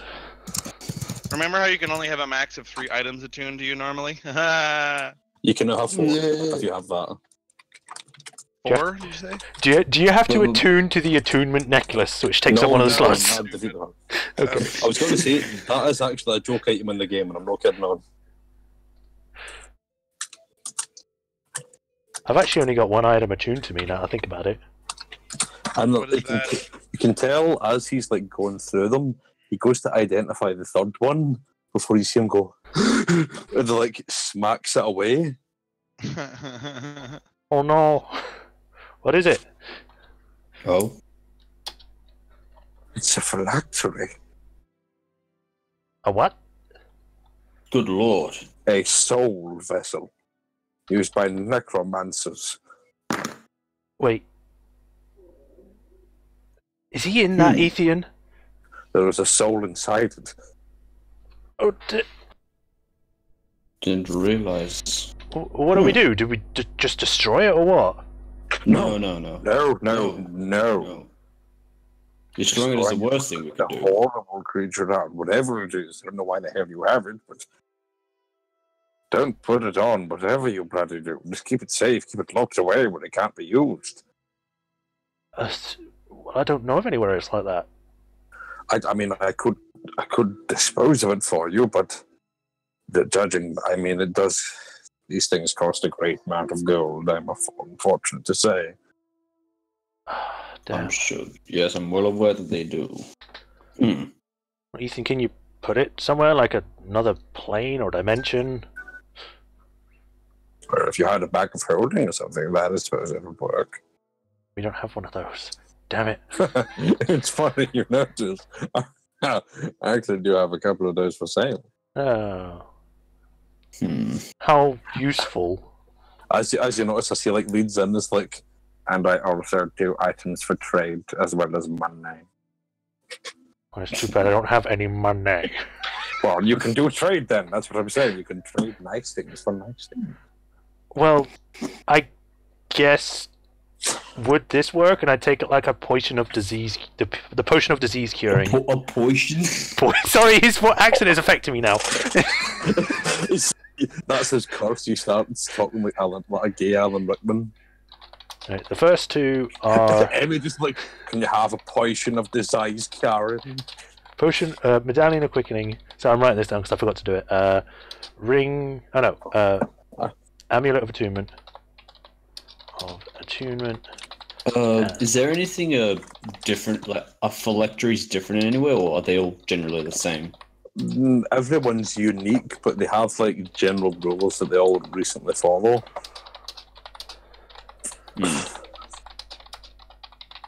Okay. But yeah, I offer up that potion to him. Is like, would this be enough, or would you need more? I'm gonna have a roll check.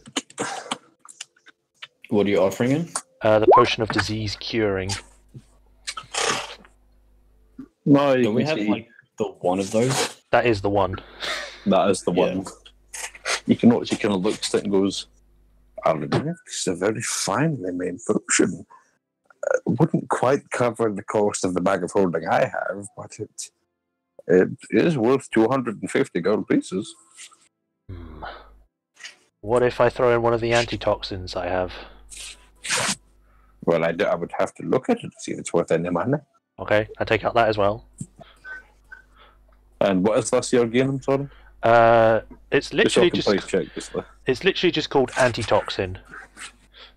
You notice he goes, that'd bump it up to another 50 gold. So you're at 300 gold in leeway.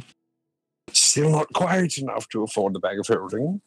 I mean, I'm going to try and be persuasive now. Come on. Well, you know that we're clears. We do a lot of work, so I'm sure we'll be coming round your place quite a lot. We probably might need to use some of your wares, and maybe when we come across some other people, we can tell them about your shop and bring you some more patronage, if you know what I mean. Roll me a persuasion check. Come on, Ethan, help me! I would How say, do you want me to help? I'm going to say, see, by the helping rule, if you are assisting her, she would get advantage. That's the way it Like, works. If you are choosing to how help, do I, like, quote unquote, assist? basically, that you tell me. Just Why say you you're ask? doing it. Yeah, you can, Describe it, I guess.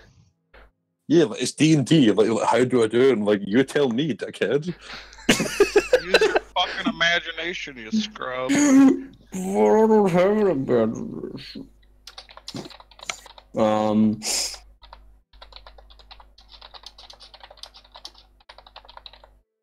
Fuck. I don't know what to say. It's just like it's. Oh.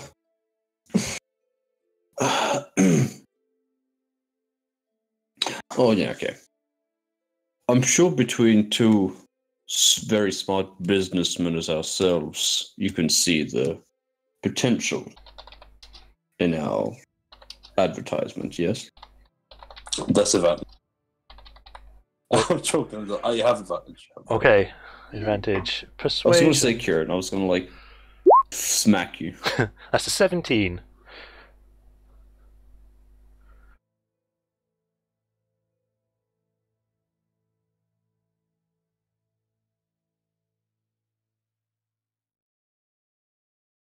And then I killed the GM. He was like, "Oh no." I was going to say, what is it you rolled? So I'm away from it. I rolled a 17. You can notice he, when I look at you a second, goes, still not quite enough, but I will drop the price from 500 to 400. 400, so that means I need at least one more item worth of 50 gold. Okay. 100. 100 gold. I thought 200. But- Yeah, it's well, we 250. Sorry, we had. Yeah, sorry. Okay, how about this then? And she takes out the decanter of endless water. Ooh. You can notice him like kind of play with it, like puts it in the sink and like holds it there for 10 seconds as he's just like, "Rrr." I'd say that'll do, actually. Fine. As he like Okay, so takes all of are you that. going to shake on it, Emmy, or So that's for the disease curing potion, the antitoxin, and the decanter all at once for the bag. Yes. Antitoxin and decanter. okay? Well, Emmy, let's think about this for a second. What? Do we really need the bag of holding to hold phylactery? Well, from what I remember about hearing these kind of things, they hold quite a lot of stuff. And I'm actually quite heavy with the stuff I'm carrying right now, so it would help me. This particular one actually holds up to £1,000 of equipment. That sounds like a good idea to me. I mean, look, really, do we need these three things right now? I don't think we need the curing potion. I don't think we need the antitoxin. And the decanters of endless water is useful, but I can get water. But I can get water.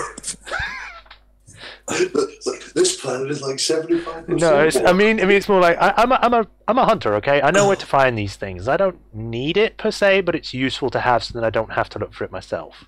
Infinite water, find it yourself. That's fair enough, I guess.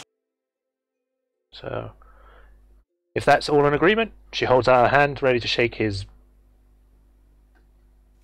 You can see he like quite eagerly takes it, and it's like her kind of goes under the table again, just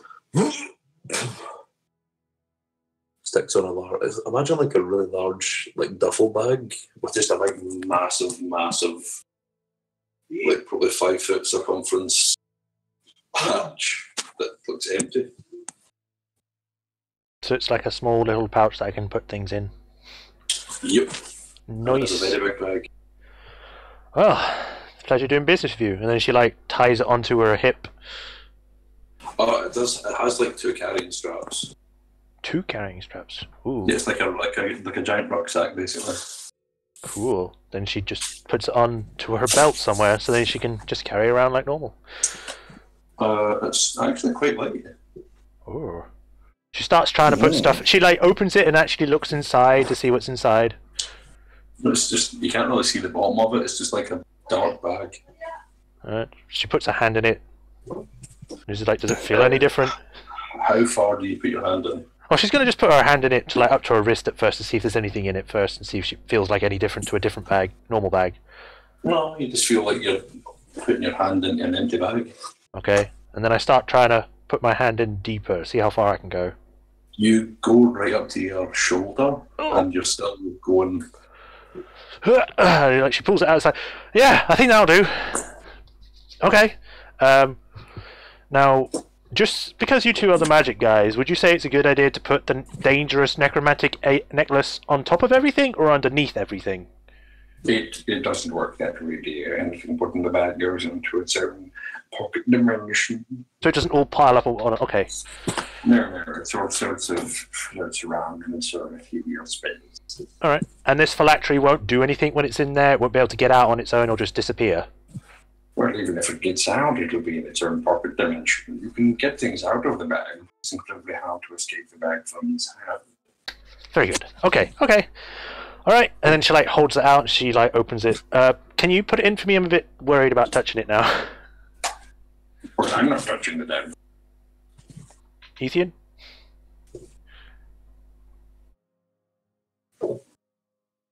No? Does he not have mage hand? Does nobody have freaking mage hand? I'm not a wizard! Wait, give me a second, hold on. Is it still a thing? It'd be amazing. No, Can I use mage hand? Does it that cost 5 gold?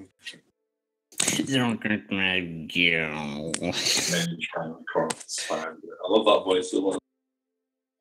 Oh no, I removed that spell. Whoops. Oh well. Well...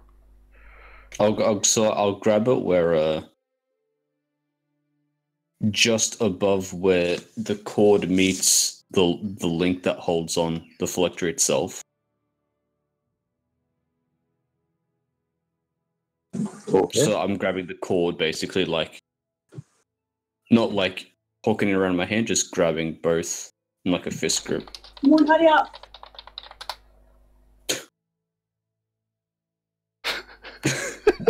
You are now holding the phylactery. And I'll just drop it in the bag. As you do that, can you make me? I'm joking. Just keep it in the bottle.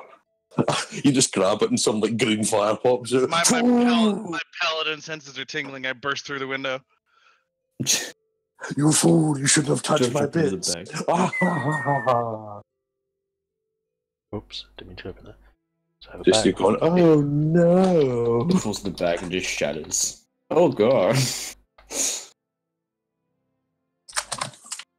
But yes, I have. You just drop it in there.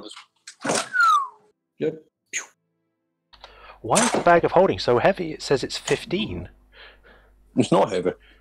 I don't know how heavy that is actually. Why does it say if that's 15 pounds? I'm pretty sure.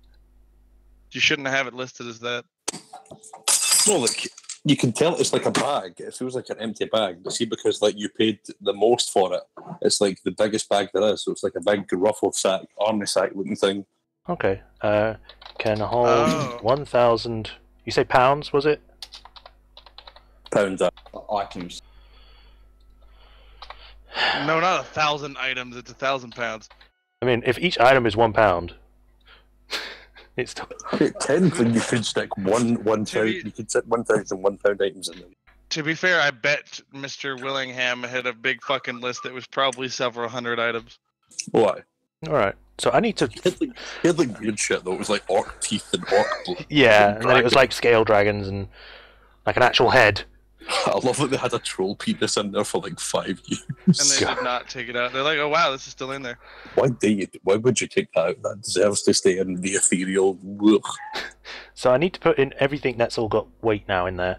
All right, but Yeah, so we Like, put for the sake of this, like that, it's £1,000. Like, I'll let you guys know when I think you're approaching the limit to it. Okay, so yeah, we put the he does like the thing with the necklace. We put it inside the bag, and then I just start putting in anything else that we're taking. Right, you tell me what you put in the bag. What in my inventory? Yeah, like, are you putting anything else in the bag? Everything that weighs something. In my everything that's on my person that weighs something, I put it in the bag. All right, so you're putting everything except like your bow and your quiver and your like your necessary equipment in the bag. Yeah. Like everything. Okay. So like everything that I'm not currently using is going in the bag because it's literally just takes an action to just pull it out, doesn't it? So wait, you have your what? Like your bow, your quiver, your coin purse, and your short swords, and like armor, and what else are you not outside of the bag? So like everything that doesn't need to be in the bag would be the armor, quiver, bow, the various jewelry, I guess. You know, the magic stuff. I will be putting things like if you want me to go through it, I guess I could just say I'll be putting in the things in here are what? Why don't you make a list of what you're putting in later?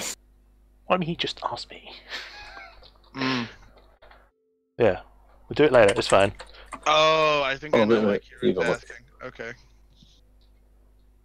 What about that? Can you see the holdout now? Can I see what? The holdout. Oh, yeah, I can see it. Bag of holding inventory. Like, that'll be easier. All right. Yeah, because you guys can edit that as well. I guess I'll start putting stuff in it so no one type anything. Don't edit at the same time. We've had this problem. Yeah. So, Shep, you're in charge of adding to the inventory. Whoa, robot boy. Yeah. Okay. All right, we put the what would the amulet be called? Just like a necromancer phylactery?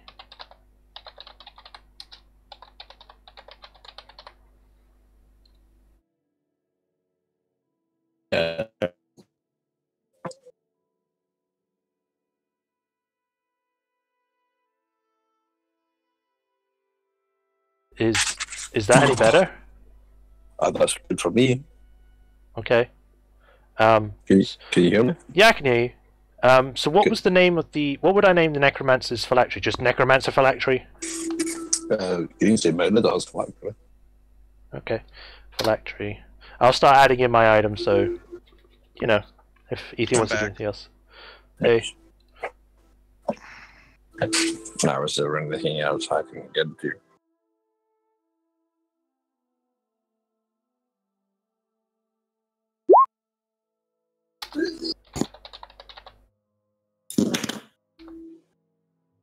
Hello? Yes? Yay! Is there anything else I can get you, ladies and gentlemen? Anything at all? I think that will be all, thank you. Well, what are your names again? Mine. I'm Ethan. Ethan, always a pleasure. And for the lady? My name's Emmy. Nice to meet you. Emmy, wonderful name, very beautiful. Well, know that you always have a friend and confidant and building the family. Please come back anytime, share your stories, and more importantly, your wealth. Thank you very much. Very humorous. Yes, I am known for my sense of humor. Alright. We'll see you around, Pilgrim. Thank you. So he like waves you off. And then she like walks to the door and exits. Have a nice day. As we go back to Bard and Fire, you notice Fire just like, and it was like £5 or £6. Oh, we should have done this a long time ago. I'm just saying, like, I like you. Emmy likes you. Nah, I don't think so. Sometimes you gotta too sad, man. You gotta be happy. Are you awake? woke as fuck, my man. What is that? What does that mean? What is... It's a gob reference. You wouldn't get it. It's Okay, fine. look. Oh shit! I was here to ask people. Fucking God. Let's go then. I mean, yeah, sure. Yep. Let's And quiz. It's a great idea. That's Turn- better than Inquisition. As he like takes up. I'm gonna go ask the bartender. As you kind of walk up, you can notice it's a half elven woman. I'm gonna make a con save to see how fucked up I am. Decently fucked up. That's pretty fucked up. I'll figure make one for the sake of brevity.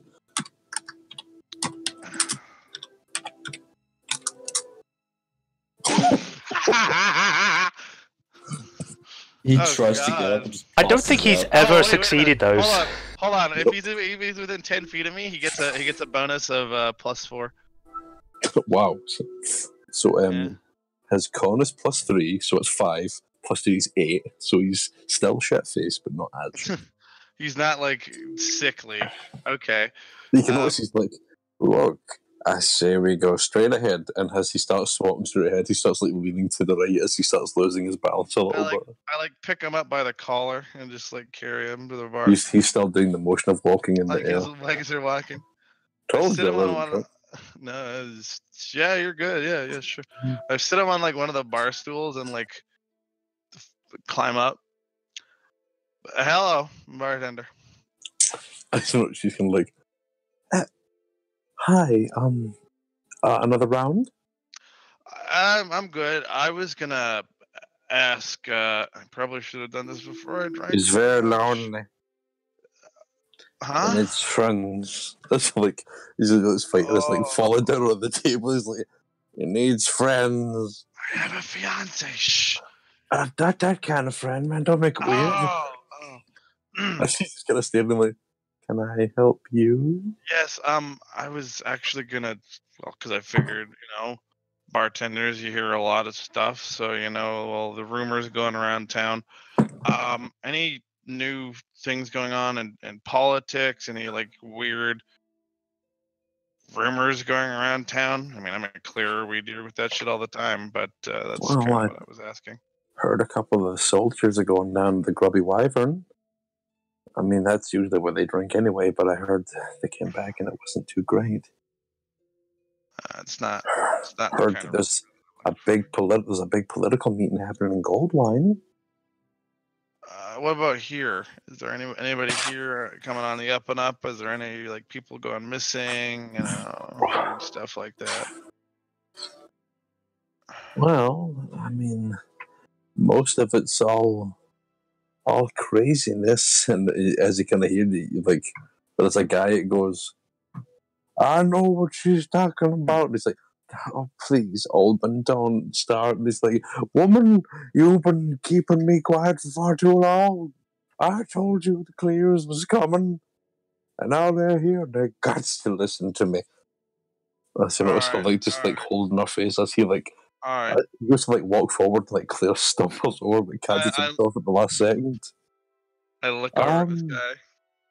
All right, as he's like a centimeter away from your face, youngster. Oh shit! You got 1 minute. 1 minute. Oh, there's evil in this town, youngster. You gotta get out. Oh, there's gotta get out. I'm telling you, friend.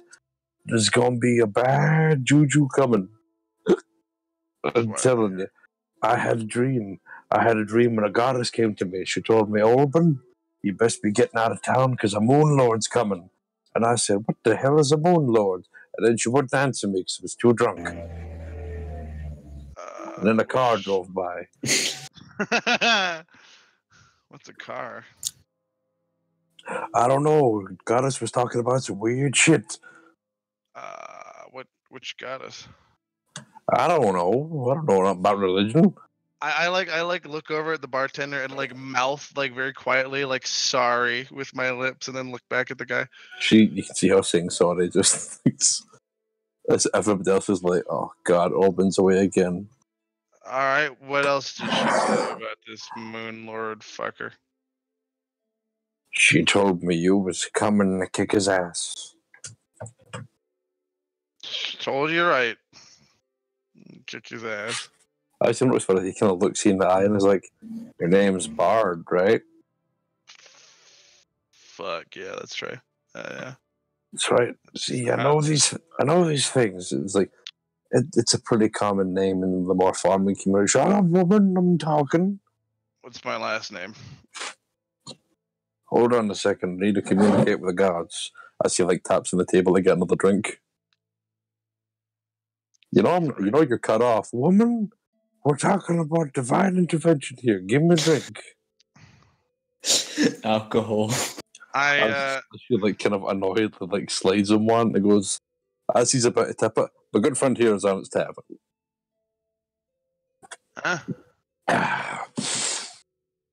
Give me a sec. Kel, Bard Kel. Sorry, Shitty's right. So we have a drunk prophet. As he kind of like he on the back. The stupid cunt casting a spell. He's trying to read your mind. He's reading surface thought. It's like, shut up, you whole bag. I'm gonna insight check this guy. Please do. 17. He seems very drunk, but you can tell that he does seem actually a lot more panicked than what he's letting on. I kind of just like sidle up to him and like I put my face like right up next to his. You can notice that he kind of leads into you and go, "We're pack brothers, you and me." Oh, wait, you were one of the. What the fuck is that? Shush. Oh, you're just cutting in and out. You're doing like a weird robot thing. That was weird. That's like Robot. Can you hear me at all?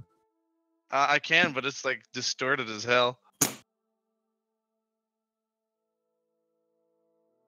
Try speaking again.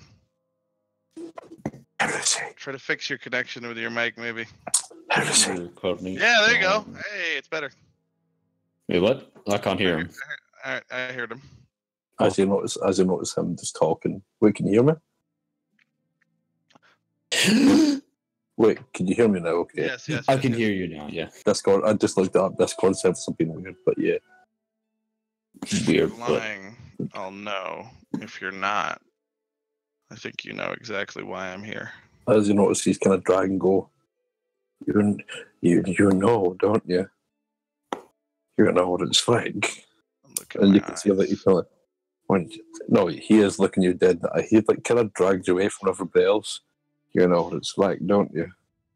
When you wake up somewhere you don't know, you've done horrible things.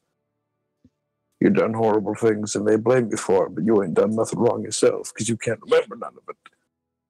You're one of the lucky ones, because I remembered everything. He's here. God has done told me to wait for you. God, I might have got drunk waiting for you. I had a few too many drinks. It helps me forget. What was your name again? Alban. A-L-B-E-N? Or A-N? Oh, okay. A-U-L.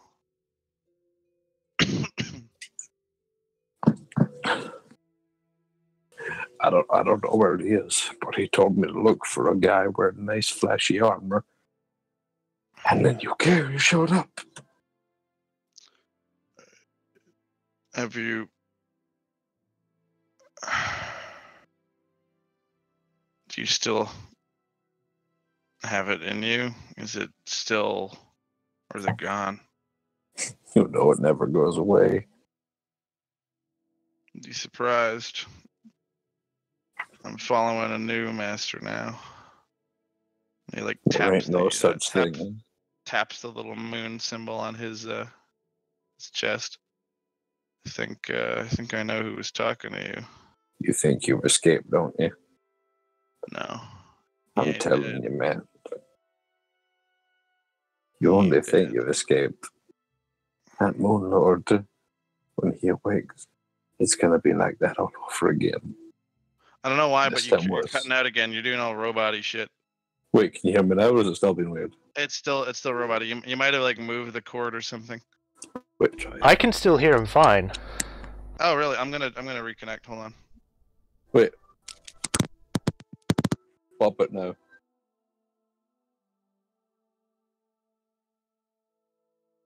I mean, you've muted yourself now. Is that okay, or is that still strange?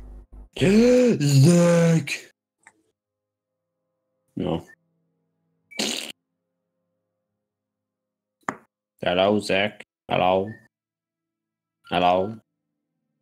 Hello. Hello. Hello. Yes, hello. Yes, we're having technical issues, stream. I'm sorry, stream. Please kill me. Can you guys hear me? Yes, we can hear you. Yeah. I was Yeah. about to make sure if it We was can weird. all hear you. I think it's just Chuckles. It's Zook. Chuckles. Yeah, he's not actually saying anything now. I don't know if he's just like had a computer crash or If he something. himself is dead.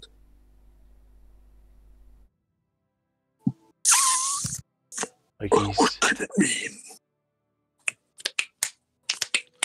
All right, now it's connected. Okay. There we go. Yay. Fucking technical difficulties. Go ahead. But you notice, like, you can notice Alban go. I gotta go. But you meet me here tomorrow, and I'll have more information for you. Okay. Stay safe. As you notice, he kind of looks around and goes, everyone else in this damn town thinks I'm just some fucking drunk. Maybe But I know better. Old Alban knows a few things. But you know what they say, my friend? And he kind of like taps you in the back of the head. They say the man who knows nothing knows the most of all. Yeah. As he starts to like stagger past you. As you know, his fighter is just kind of like, what the fuck was that about? You made sense to me. That's because you're drunk. Not as drunk as you fuck. Well, you know what? I was going to head out with something funny, but that was rude, and I'm going to go back to drinking. I love you. That's just gay. I'd have preferred if you were being hateful. I did not infer anything of this sort. So I don't know where the hell this business of mine is going to take me here in this fucking town. As you do notice at this point, you do actually see a familiar face walk past your bird. Oh. As you notice Alistair walk past you. Oh, it's Faintless Lord. And he has, you can tell he has no armor. It has been like, he has like the Under Armour stuff, like the gambeson things, Yeah. but it has been ripped and torn, and it is blood spattered. As you can tell, his face is very bloodied, as it looks like he has had the absolute shit kicked out of him. Gold wine. As he just like sits at the table, he kind of My table? orders. It's like a, you know, like the way like at the bar, there's like some entire okay. long thin table right the way. Hey, Alistair. He just kind of looks over slightly before kind of going back to his drink. What are you doing here? I was relieved of command today. Oh. Mm-hmm. I was given an assignment to see if I really had what it took. It was Father's idea. And do you know the village of Fadel? I've heard of it. Yes, I was It's sent supposed with. to be infested with some kind of aberration. Yes. And I was sent with 100 men, 100 souls, because they thought not even the great fuck up Alistair could ruin with 100 men. 100 men walked into that horrible place. Do you know how many came back? No. 20.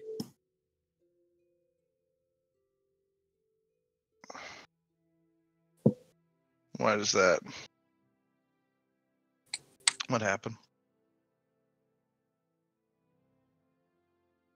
Because I didn't realize that the ground was all acidic and made of mush.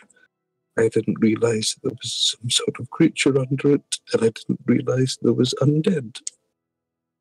So I sent the scouting party. The scouting party never came back. I sent the advanced party. The advanced party never came back. I sent the main force, and everyone died. And the ones that were left all despise me. My own men did this to me. My own brother did this to me. So I've been relieved of command, I've been relieved of my title, and I have assuredly been banished from my hometown. So please, I have been horrible to you as well, so I can't get possibly any lower. So if you would like to mock me, please, go right ahead. Alistair, what do you think of me? When you first met me, and I had the nerve to speak up to you in that little village in Thenra, what did you think? Do you not get that I want to be you? What, an outcast? Look at you, though. You don't care. You get to go to all these amazing places. You get to fight all of these amazing things. You get to be the hero. Wherever you go, people love you. You know why that is? Obviously not. Look at me. I have nothing now. Do you know why that is? No, I don't. It's because I've failed and failed and failed and lost so much, and I never stopped fighting. It's not What's all the point, glory. though? What's the point of fighting if you're just going to fail again? Get stronger and to prove to, I guess, yourself and everyone else that failing isn't who you are. It's just a part of getting to where you need to be. Besides, if you really care about the lives of those men who are lost in Fadel, don't you think you ought to make something of it?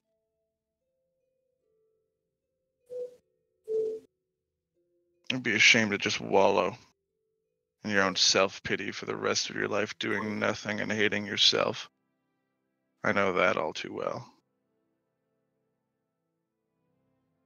Once you've sorted this out, I think you should.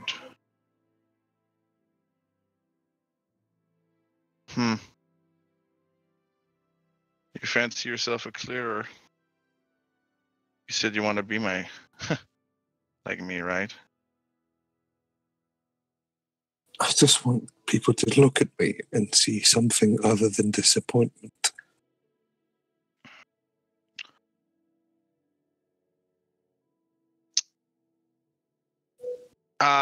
So I'm going to take out a piece of parchment from my bag. And starting out to write something on it, just in front of him.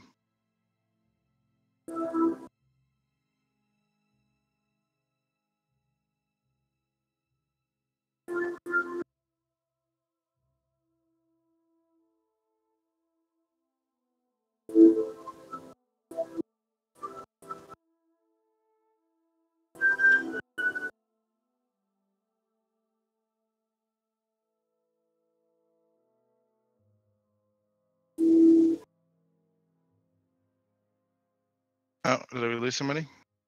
No, I don't think so. So things got quiet. No, I was just trying to be quiet. I wanted to give you time to write out your massage. Just in the meantime, where are Ethan and Emma going after this? After they left the shop? Just you guys were heading to the Grubby Wyvern, right? I guess, because that's where we agreed to be Nope. spending the night. No, he wasn't. Oh, where were you going? I was gonna say. Oh, I forgot I was muted, but Emmy was gonna say, like, so, what are you gonna do with those necklaces?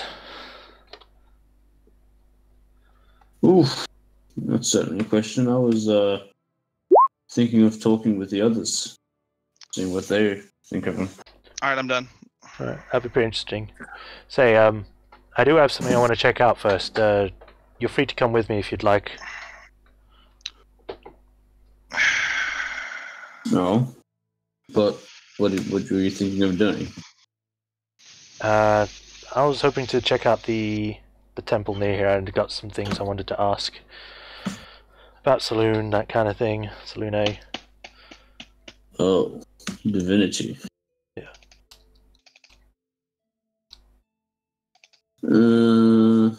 Not exactly my cup of tea. No. Yeah, no. It's just that you came last time, and well, I don't know. Maybe I just like appreciate to have you around. Well, no, it's not how it felt. Oh, sure, whatever. It's not like I've got anything better to do. Lead the way. All right, and then she'll lead the way to the temple district. Sorry, I took away from that. Well, so just wanted to know what you guys were up to. So you're heading towards like the little Temple of All Faiths is here. Yeah. And see, just quickly again, you can notice like Alistair. We take it you give it to Alistair, yeah? Yeah, I just put it in front of him. You can see he kind of like reads over it slowly.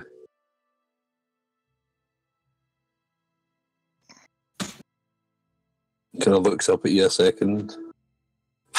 Like one eye kind of half closed with just the bruising and stuff.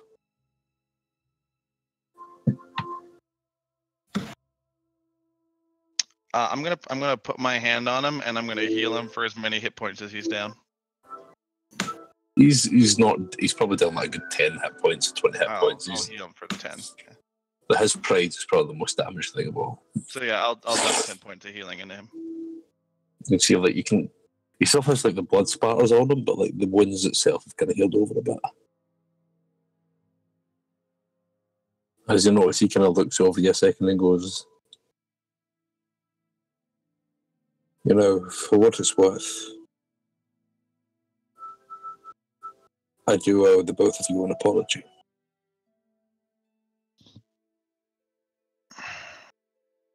You know, it's funny how much... Is it a strange thing to say that being at this low point has given me such a sense of clarity? I just think you needed to be knocked off your high horse at some point or other. I just couldn't do it a while back. Yes.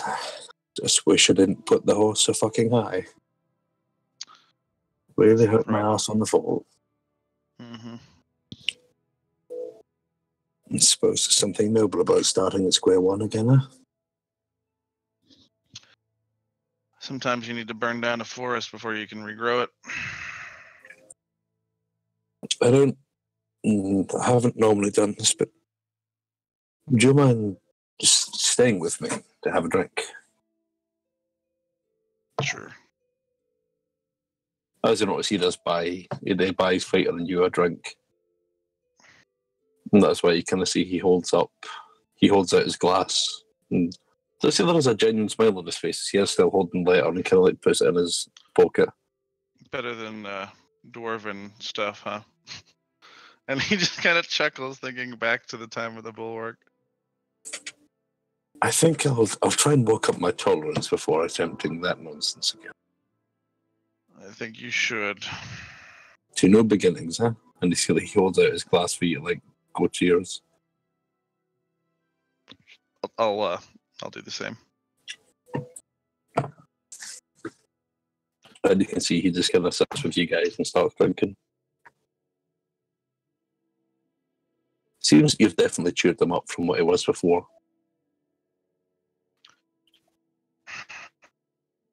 As we quickly skip over to MEDP. And you said you guys were heading to the Temple District, right? Or the Church of All Faiths. The church, right? Yes. Yes. Would it be too much to say that it had been a long time with them meeting at the shop and then there, so it could be time skip so that we were a bit more Is good at it- being together, because I hate the back and forth and waiting.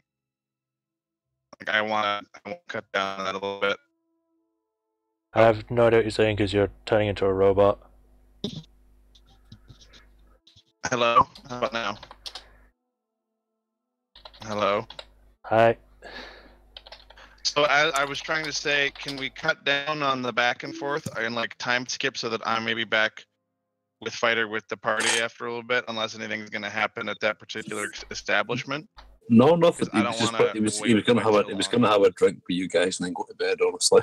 Okay, that's what I mean. Can we time skip, because they were at that shop a really long time, and I don't want to like do this. No. That's, like, I was gonna say, as this is happening, I've not said it yet, but like this is happening as they're at the shop. Okay. No, this isn't happening like after it. Like this is happening like as they're talking with that, like with talking with. No. What I mean is, I just don't want to do the whole perspective swap back and forth thing. So after this thing at this bar, what I was at was. I was gonna trust me. I was gonna like have you guys after that, but this is just Okay, gonna. I was just to like have the little moment between you and Alistair. No, I agree. I was just wondering about after that. Yeah. No. But after that, I was saying, just have a couple of drinks with you, and he clearly has some kind of bed here or something, so he does kind of like shake your hand. Well, offers to shake your hand. Yeah, I'll take it. I'll give him the full on man shake. So I'll like grab him by like upper or lower forearm, like do that whole Medieval friendship group thing. He's probably no idea what the fuck this handshake is, because that's like a warrior's handshake. Well, he's probably like seen it before or like heard it in books. Probably never done it before, so he's kind of like cool. But no, he gives Fighter like a handshake or two for kind of going to bed. Before I take it, you guys are all meeting back up together. We're all heading to the. I would say that as you guys head out, you can probably meet up with them just as they're starting to head towards Temple District. Okay, well, sure. That was going to be my second errand, so that actually works really well.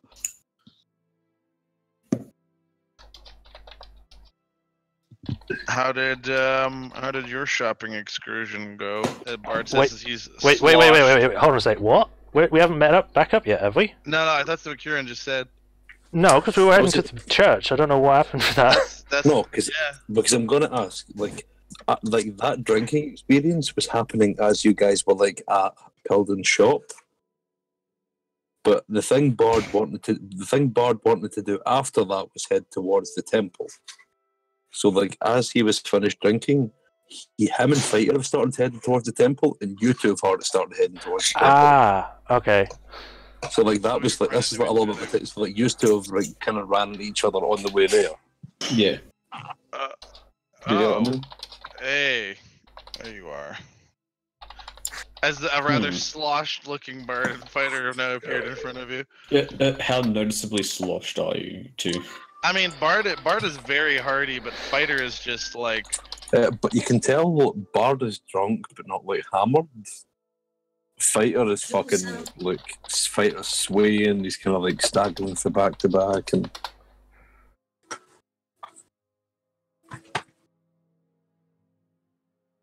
How'd your shopping go? I guess, or whatever you were doing. It went all right. We managed to get a bag of holding, which was useful. I'll show him the bag I got. What you mean to say is we're flat fucking broke. I'm not. I also have some shit to sell. I've got a lot of random stuff that I've had for a while that I need to get rid of. Got old fucking chainmail and a breastplate and fucking great sword.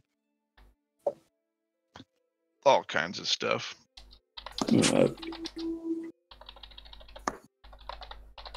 Wonderful. Mm-hmm.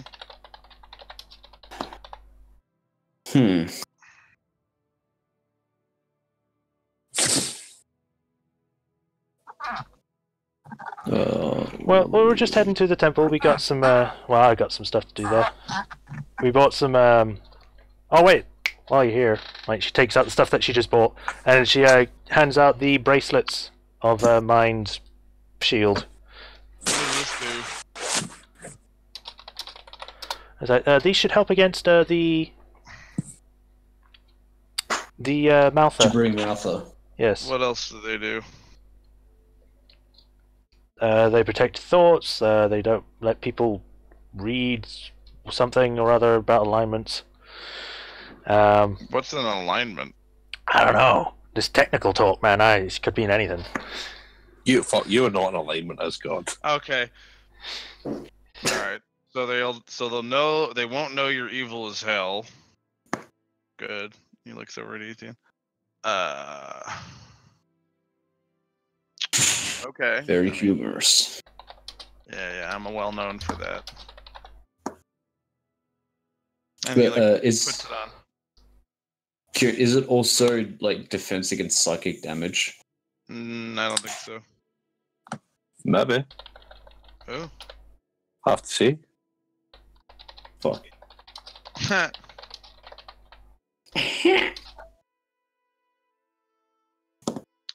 Yeah, we got So that. We got the. Where'd you guys buy all this stuff? It's some shop owned by some guy named Pilden. Oh, some shop. That's gonna be really helpful. Yeah, Thanks, Ethan. Don't mind him. We bought it at a shop called the what was it called again? The something scale, the pickled scale. There we go. Pickled scale. Yeah, it was a shop recommended by Reldron. Huh. I bought those bracelets. He got those necklaces he took from that necromancer identified. Did you find anything good?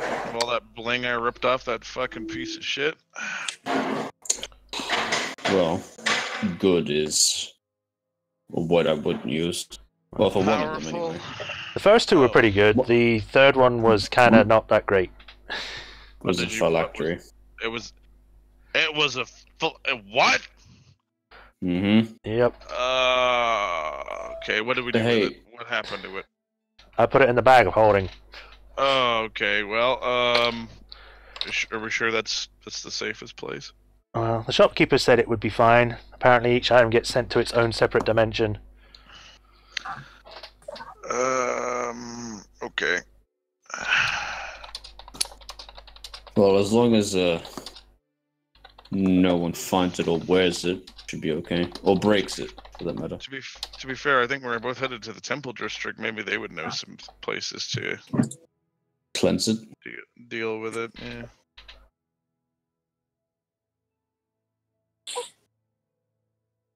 So Also, you guys the... Oh, Oh Well, no, I no, was you gonna talk go. about- yeah, okay, yeah.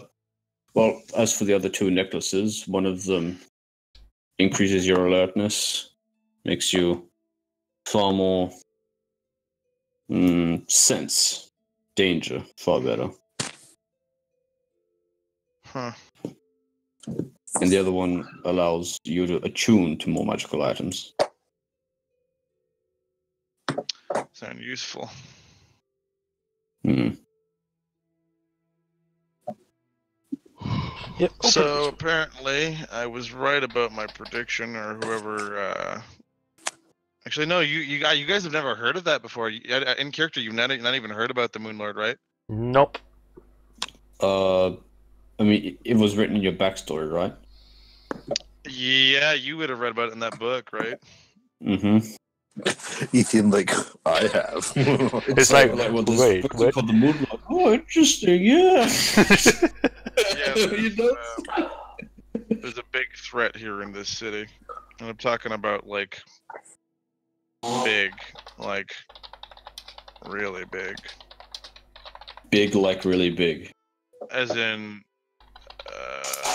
we're talking almost on par with this fucking you know who with the funny crown. But I mean, could you explain what it is? A demon lord. That does what? A demon lord. But You It's know, on- leader of the hordes of the abyss, never-ending hordes.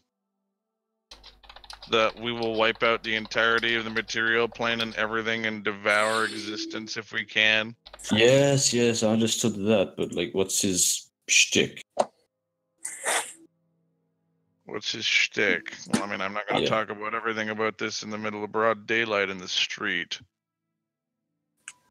Fair enough. But it's here, or he's here.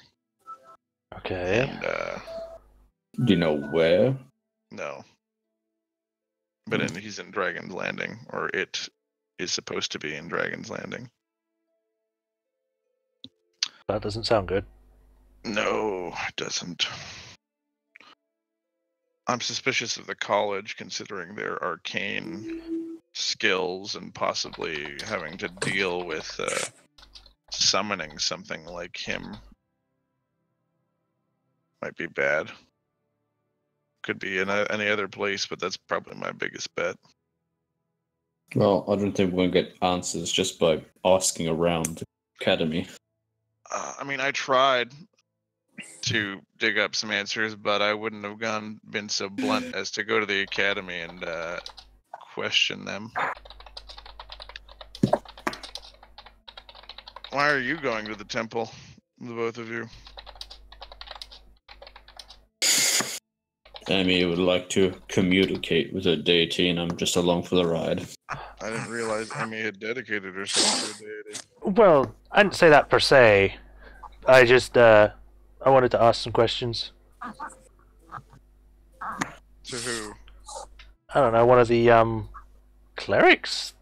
Priests? I don't know what you would call them. I'm not really a religious person. Clerics, Yeah. probably. Of who? Or Salune. That's two birds, one stone. That's who I was going to see. Oh, well, I mean, guess- this necklace is pretty big. It's kind of there for a reason. yes. Very well. I guess we can all head there unless anyone else wants to meet at the rest of the tavern. I'm gonna go. You know what? We need to put Fighter to bed. I think we need to put Fighter to bed. He's not a child. Does he No, need... No, I'm still afraid he's gonna hurt himself. Not bad.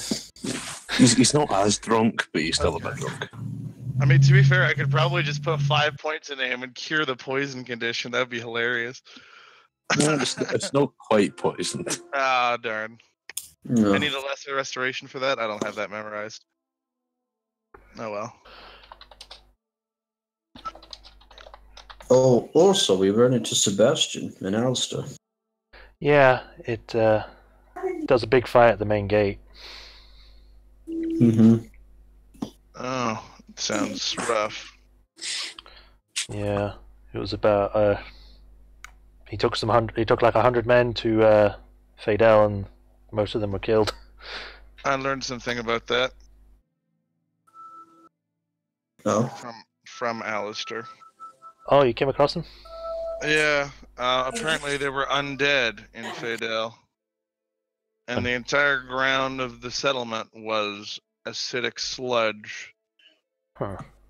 So not only is this thing probably extremely huge, just judging by the amount of people he said who died there, but it somehow has undead in the vicinity. Well, I can understand the acidic slime part. That's part of its deal, but I don't understand about the undead. I don't know about that either. It's an aberration. I don't know why undead would have anything to do with it. Did you hear about anybody that might have had some influence in that area? What, with undead or? People. Oh, Well, I mean, yeah, you got a bigger story than I did, I assume. I mean, no.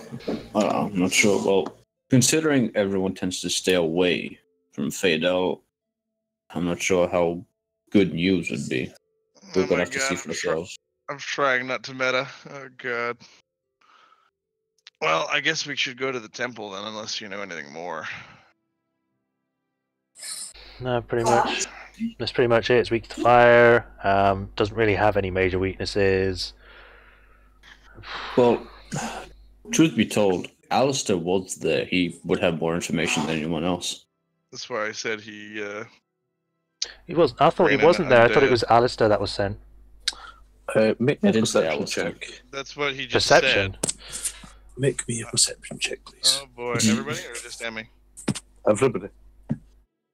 Did you think I said Sebastian? Shep? No, like Romain clearly said Alistair. No, Well, I heard persuasion. Sebastian. Oh fuck! Whoops. That's a really good persuasion roll. Mm. Fuck. That Yeah, would dude. that would have been a 20 perception with the roll. Sorry about that. Clicked the wrong button. Yeah, you did, you fool. You fool. I still do have the lowest intelligence in the party.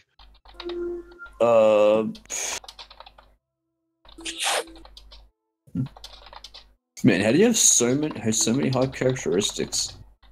I have 3 really low and 3 really high. I have 2 10s and 2 18s and a 20. Good lord. Mm.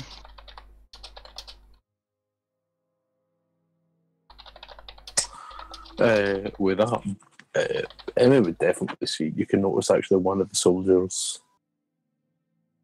You can actually notice one of the soldiers walking past you guys.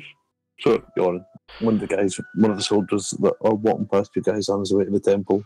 Mm. Is that one of He has the? like a bandage around his head and his arm and his knee. Oh, he's bandaged. Oh, okay. I guess I'll be yeah, like to. Was that? Would I recognize as one of the guys that I saw at the entrance with the? Yes, Okay. you would.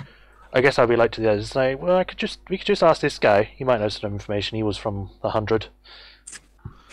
So Oh. you're going to ask one of the survivors who barely lived through the ordeal, probably within a short amount of time, what he remembers. I mean, it's probably the best source of information, but you need to be very delicate.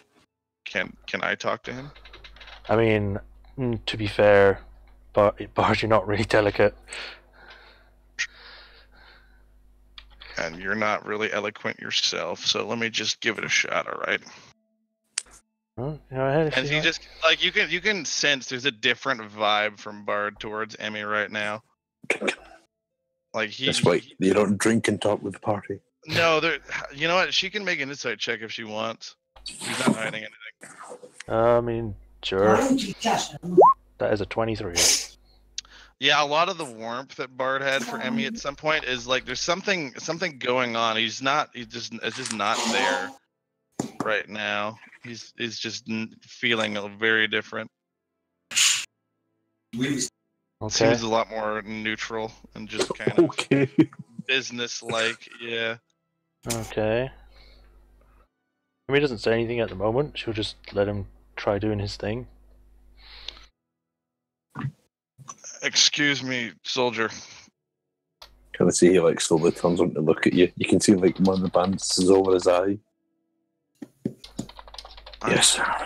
I have something to ask of you, and it's very serious, and I am very sorry to ask this of you, but from one warrior to another, it may save lives. Would it be all right of me to ask you? Make a persuasion check. Sure. Oof. Hey. You can notice that he kind of looks down, sees the armor, sees the cleaner badge, and just kind of takes a seat, takes a sigh, kind of rubs his eyes for the moment before slowly nodding. All right. What do you want to ask? We're going to go kill the thing that you fought in Fadel. We need to know some things about it if you can remember anything about the town or the terrain or what you Best thing I can say, don't walk on the ground. Okay, well that's going to be hard, but Entirety of the village is all sludge. So acidic, nasty sludge. It's hard to walk through. It's hard to even move at all in it. And it burns, not right away, but the more me and the lads walking through it, God, it started burning right through our armour. I heard something about undead. Do you know what that might be? There are things in the sludge. Dead things. When we walked by them, they sprang into life. Sprayed this acid over the men. Poor bastards didn't even get a chance to run away. Too thick into the goo. It was a bloody bloodbath. And then that wasn't even the worst part. The crossbowmen, the halberdiers, managed to cut them down, some of them away. We pushed in, managed to find a cave. And that's when we found it. A bloody cocoon. A cocoon? You should have seen the size of this thing. This ain't like no half-killed mouthers before. I've been on patrol before and seen them. This was the biggest thing I'd ever seen in my life. How big? 50 feet easy. And it was just a cocoon. I've never heard of a mouther making a cocoon. Not a why. Not a famous. I might need to take this to somebody. We went out of the cocoon. We went out of the cave. Make a survival check, or a nature check, sorry, Emmy. Okay. Is it still tied to aberrations? That is, yes. Okay, so survival. Oh, you said nature, didn't you? No, survival one. Okay, so it's 13.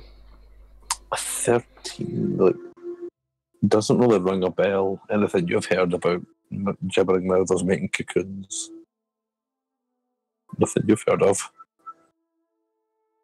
Alright. I was just Can talking. I make a survival roll? I have the skill as well. Sure, but not at advantage, because that is for like specialty aberrations. Oh my god! Well, you still roll a 25. Alright. I was just kind of talking.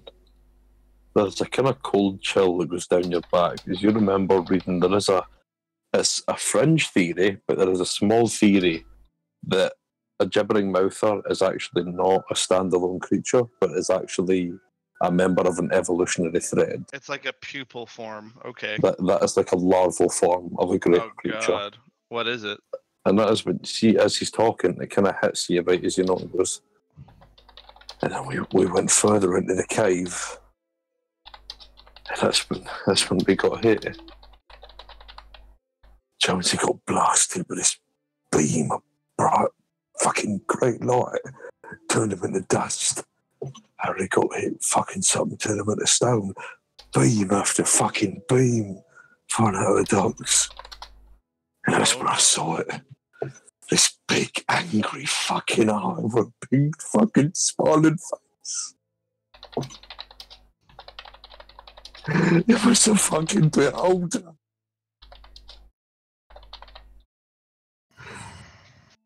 It was a beholder the size of a building. Damn. I got no qualms, I fucking ran. Like no fighting that thing. I dropped my sword and I ran. I put my mates, 100 of us. Guardsman. What's your name? You can see he's just kind of like shaking his head and looking down. I put my hand on the shoulder. Look, didn't even make it out of the cave. You know what the worst part is? He looks up. It was talking to us. It was saying these horrible things. That it was going to come and get us. That it was coming back to get our children. My mother and my father. I've never been more scared in my life. I just ran. It's not fair. Look, he had 3 children. He had a missus waiting for him at home.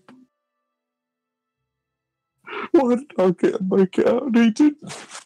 You see at this point he's just like holding his head in his hands and it's like fully starting to sob. I didn't deserve to make it out. Bard just pulls him into a hug, just puts his head against his shoulder. See at this point he's just a wreck, like a complete emotional wreck. Look at me. He's just completely shut down at this point.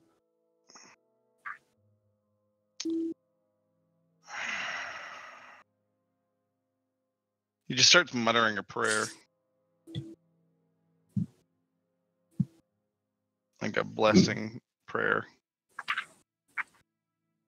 Make a religion check. Okay, I'll give it a shot.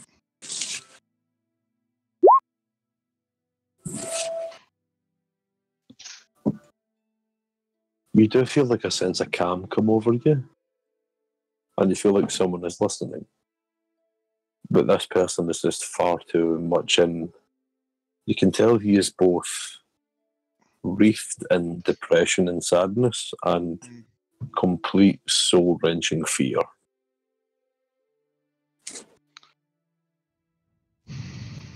As he is just kind of like grabbing his hair tightly and he's kind of like rocking back and forth slightly. Just kind of softly moves him along his way and looks at the ground very kind of solemnly. You can see that a couple of more soldiers I've seen him as they're like kind of grabbing him, help him along, kind of look at you for a couple of seconds if they'll kind of help him. You can tell they are having to like move him quite heavily. He's not putting emotion in it at all.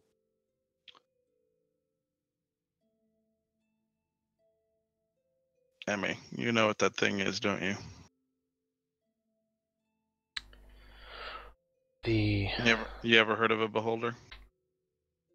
I've heard stories, yes. I know what I want to shop for.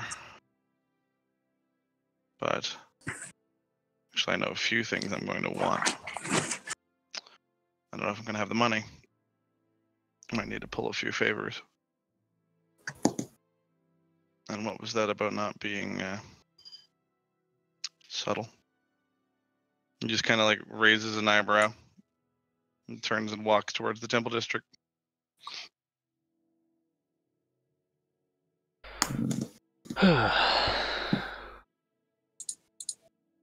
Emmy keeps going as well. Heads to the church, temple, whatever. Hold on, I need to wipe my eyes. Crying on command. It's in my eyes now. Take them out.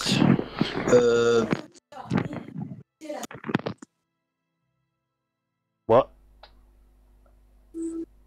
No, I was saying like learning to cry on command. I was crying, so now it's in my eyes. And I'm like, I was practicing that for one of the fucking NPCs I was doing as well. Oh god, oh man. But once you get started, it's just like, oh, oof. But no, you said you were heading towards the temple district. Yes, sir. All right. Just read my PM, Kieran. I don't right now. Discord. I'm trying to stay away from Discord anymore, just because like whenever I log in while talking, it just ends up slowing it right the fuck down. Gotcha. So if I need to PM you, I'll PM you on Roll20, yeah? Okay. That'd be best. But you can see he's kind of like, you guys managed to walk towards the district, the temple district. There is a Church of All Faiths there. Not as big as the one in Omonova, or even in Thenra, actually. This place is actually very modest. As you notice, one single caretaker just kind of mending the outside, kind of fixing the little thatch roof that it has.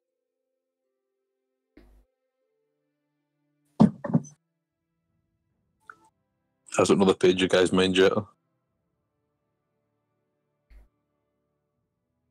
Sorry, what was that? I was reading something.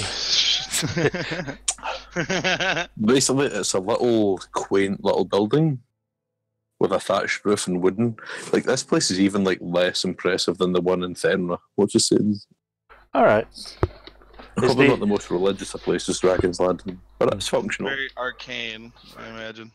Is the is it actually open? Like, is it just like an open door, or is it one of those you have to open yourself? There is a door, but it is open, and he is currently like fixing the outside, like fixing the thatched roof. And you said it's an all faiths kind of chapel? That's generally the thing in Missandria, because like you think if there was ever like a dominant power, they might try and observe any sort of like particular religion because of the coalition. There's like a good like 7 or 8 gods that people like generally worship, so they kind of have to keep it open for everyone. Gotcha. All right. Bless you. Start walking away, and you said he's working on the thatch roof, and he's the only one we can see. Yeah. All right. Guess everyone going over then. They're like up to the guys, like, "Hello there, excuse me." You can notice it as a dwarf, kind of shaved head, has quite a thick beard, and has the little golden beard ornaments on them. Oh, we don't like dwarves. Kind Stood in French. Kind of looks down slowly and goes, "Oh, hello dear. How may I be of service?" Hello, yes. We're looking for a cleric, specifically one for Selune. Yeah, well, as luck would have it, I am the Selune participant here at the Church of All Faiths in Dragon's Landing. How may I be of service? All right, cool. Okay. I think you can help both of us. Okay. Says the very clearly Selune friggin' marked paladin. Just not sure really what you're wanting. If you want to pray, the temple is open. I'll let my friend go first. And like he kind of like almost hesitates saying friend. Okay. Well, I recently just how would you say it? Found Selune, and I'm not really 100% sure what I need to do for her. Like, it's all new for me. I don't know if I'm supposed to be doing something so then it's helpful to her or something, and I want to thank her. I basically want to thank her for all the stuff that she's done for me and for helping me in situations that were dire. Honestly, that's kind of around the same thing I was going to ask. I'm just not that familiar with. I mean, by the look of things, sounds like you're wanting to give some sort of an offering to us. Sure, if that's what I need to do. An offering is the most common way that mortals give venerance unto their gods. Now, there's no specific way to give an offering. Normally people go up to the statue, say a prayer, and give an item. It can be food, drink, clothing, magical items, anything really. Oh, I see. Well, between you and me, Selune seems to take the most favour upon flowers. She's a big fan of flowers. Flowers. Okay. I can do that. I'll see if I can gather some of those. Does it have to be at a temple or like a dedicated place for her? Well, we do have a part of the temple dedicated to the worship and practice of Selune. Okay. It's nothing too private, I'm afraid. We haven't really given the funds for such an endeavour, but I can do my best. Okay, that's fine. I'll I see. mean, there's no one in the temple right now if you want to go in. I don't really have anything to offer right now, but I'll definitely come back after we've done our mission, and I'll definitely put some of those options you said. Thank you very much, cleric or paladin. I'm not really sure what to call you. Sorry. If they're not in like armor and are blatantly like dressed for war, they're probably a cleric. That was Emmy saying it. I know what to call them. Just Emmy doesn't.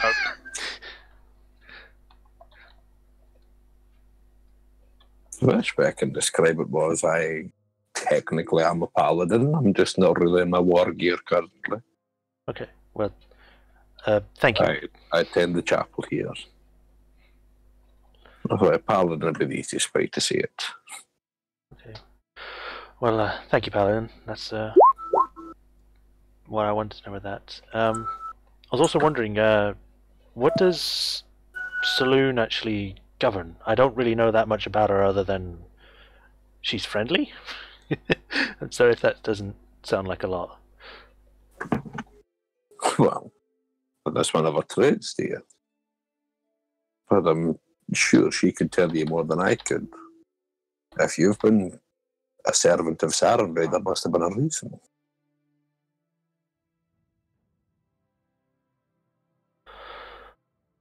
Okay. All right.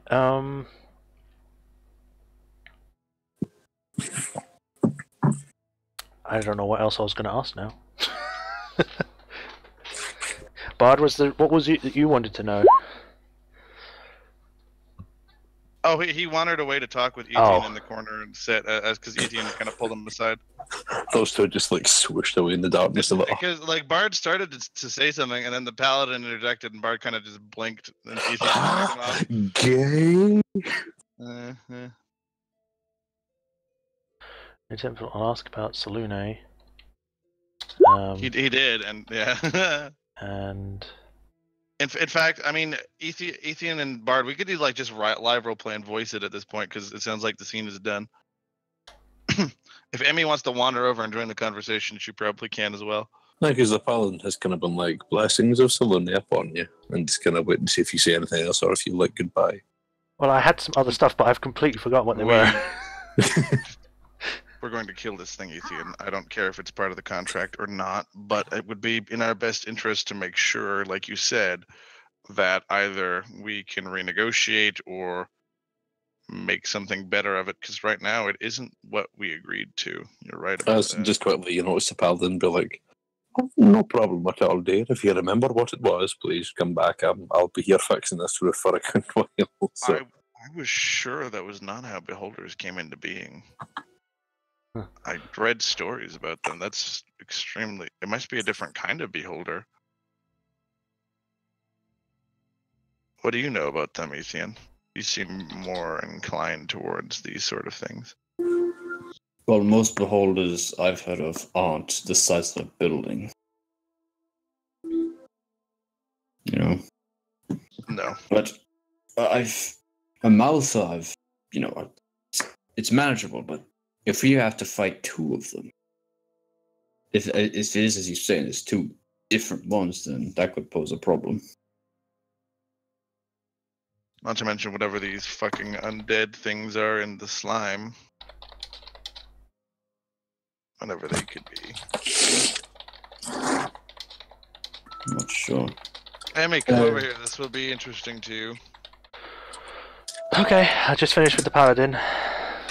Well, I'm sure the undead I would be able to handle.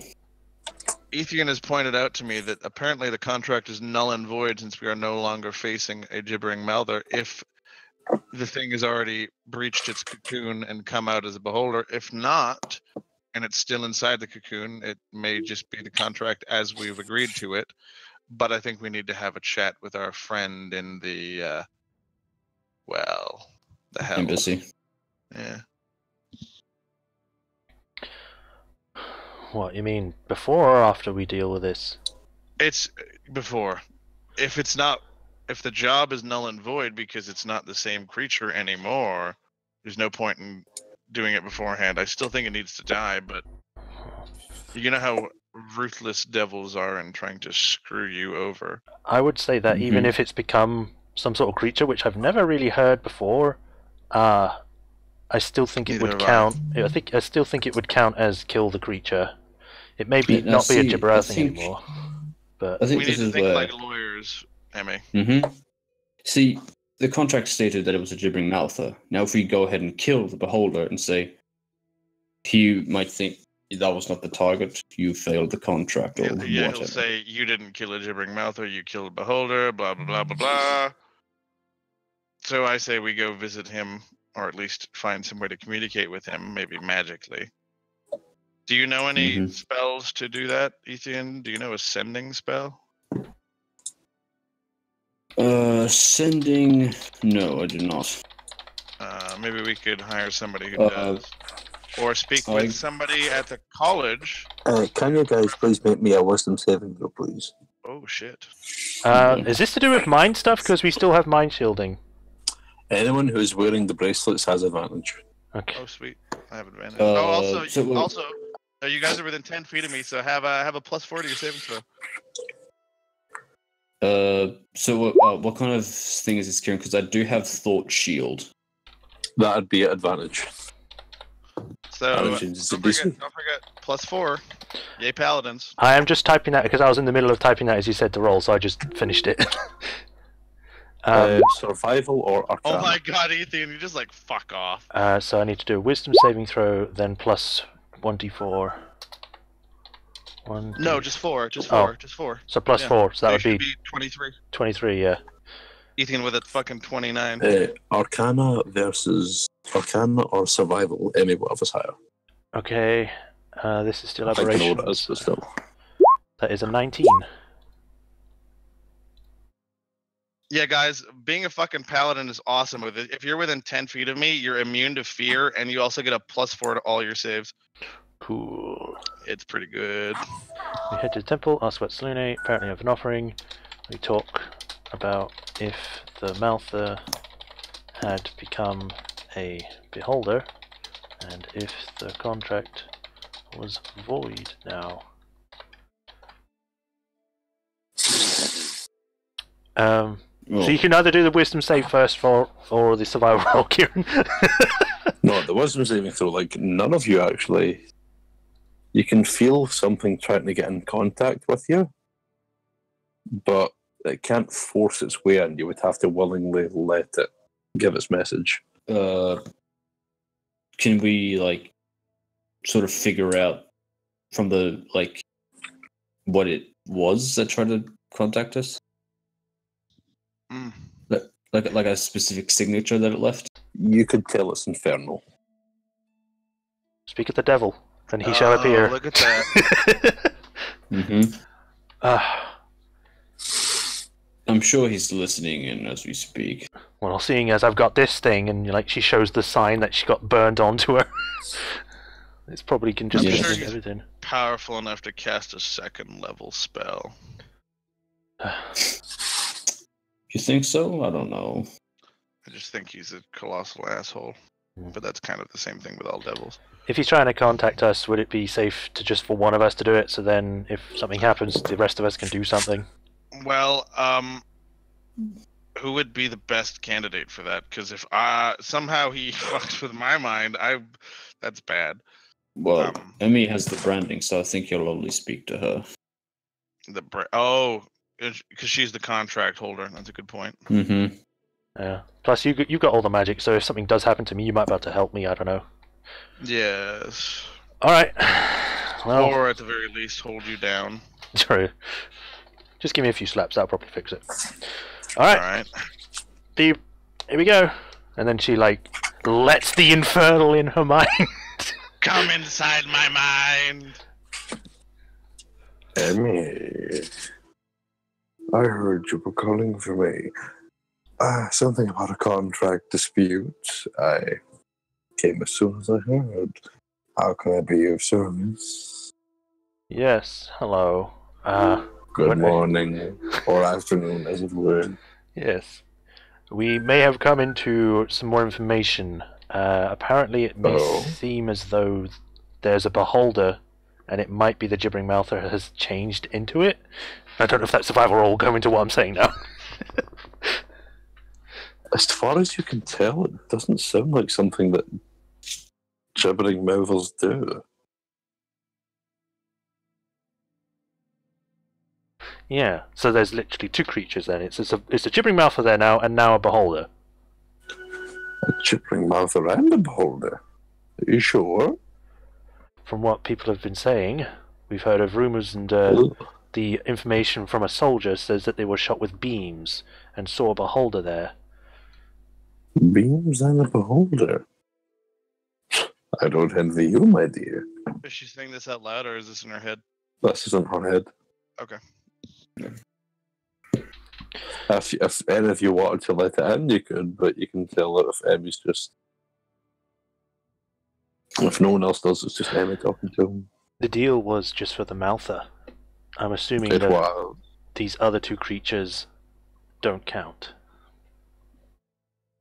Well, creature.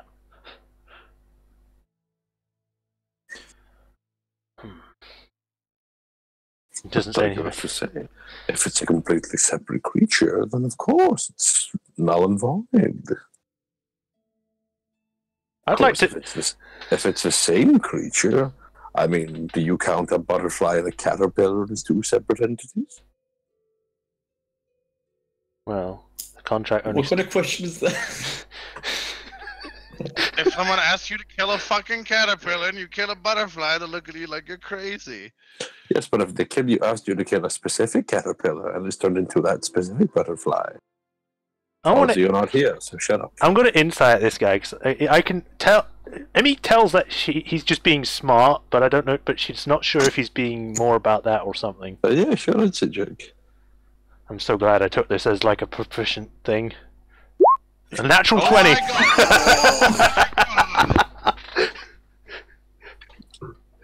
God. A 30. Holy fuck. For the sake of it, I'll roll against his deception as he does.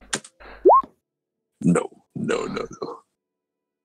You can tell he is trying to hold in some kind of laugh. And you can tell right away he had something to do with that. Oh, the fucker. You're not sure what, but you're definitely sure he had something to do with that beholder being there. Or that gibbering mouth of becoming a beholder. Okay. Well, just so you know, there was a stipulation in the contract that the quest was for a gibbering mouth, and there was supposed to be no interference from both parties to make it harder. If it has been... That didn't make it harder. Oh, really? So you have nothing to do with the beholder that's there right now? Oh, I didn't say that. I just said it didn't make it harder. You're saying that a beholder isn't making the mission harder than it needs to be? You should have seen the size of the gibbering mouther. I've made it a lot smaller. If anything, I've made it easier. A lot more manageable with you. You should be thanking me. I don't really know what hostility's coming from here. It'll make you age. And the undead? I assume that's just part of this deal as well? Oh, I had nothing to do with that. Undead are just undead. Those things pop up everywhere. Like, she's still talking to him, but then she's like saying out loud to the others, like, he put the beholder there. Yeah, that's direct and clear interference. I wonder what would happen if his boss heard about this. Interfering in a contract. You can tell the weird werewolf thing that I did not directly involve anything. I made it easier for you because I felt sorry for my favorite little cat girl. Did he say that he put the beholder there? He says he put it there, but he made it easier for us. I did not say. Wait, what? I implied. He implied, sorry. Imply. He implied he placed it there. Terminology. I'm turning into Pilden again. Yes. You know, I have this wonderful spell, Emmy, if you can get him to negotiate this in private. You know, I can hear him. He can hear you, Bard. Well, that's fine. I don't think it matters. It does. Tell him it does. I don't think it matters. He says it does. I don't really care what he has to say. Does he really want to fuck with me right now? Bard, come on, we know what's happened. If we tell him, ask him that question specifically. You want me to ask him if he's really fucking with you? What? Yes, she's actually saying this out loud. She's actually saying that out loud. Ask him now. Ask him if what? He's asking if you're really fucking with him, or asking this now. Are you really fucking with me? Yeah, I mean... That's what I'm asking him. Bard, come on, I don't want an argument in my head. He's asking me back. We know what happens if we're going to mess with this guy. I'd say we just... Look. Astaroth had a bigger boss That bigger boss is not going to be happy if he finds out that he is being gypped with behind his back with these sorts of things. What bigger boss? Yeah, the one he sold himself to. You remember that? I was gonna say, like, for the sake of this, I imagine like you're relaying this message so you don't have to like say everyone back towards him. I mean, I thought you said he could hear him. He can, but I meant like what Bard hearing him back. Bard will drop the fucking shit so he can talk to this guy. Oh, hi, Bard. Yes, hello. Hello. How's your cheek? Men on the mend. How's your dreams? Oh, they're perfectly fine. I sleep like a baby. Speaking of babies. Oh, yeah. Oh, you know all about that. Oh, you'd be surprised at things I know, boy. But you didn't come here to tell me about your horrible child killing. You came here to tell me about something specific, didn't you? We came to talk about how you're not holding up your end of the bargain. My end of the bargain? I can't believe you said something so terrible. I'm holding my bargain specifically. Now, why would a devil help us? See, I don't really think Say there's that part anything again. in it. I said, why would a devil help us? I'm not understanding. You said that implying putting the beholder in our path would be a blessing, an easier Not that part. challenge. Not that. Go back. Go back. Why Go back. would a devil help us? Yes. That That sentence doesn't make any sense. aren't you a devil? No. Why would an infernal being, Catman, help us? Yeah. I'm not infernal. Why would a Rakshasa? There you go. Have fun with that. Why would I help? Because I like you. You don't. Oh, Bond, you're hurting my heart now. I enjoy all of your company. I Didn't enjoy realize watching you you keep had one. things. Oh, I have several. I keep them in jars and pots and many things, honestly. Mr. Rakshasa, how is this benefiting us, putting another monster there to fight? We've got to fight... Hold on, Bard. I gotta call you back and take another call. I thought we were in the same call. What? We are. I just like annoying him.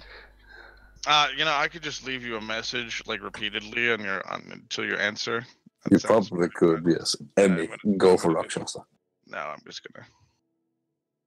Do you want me to... You see, I saw that I told you to kill a thing. That thing was a gibbering mouther, and the contract had stated that it was a thing, correct? That thing was probably a little too hard.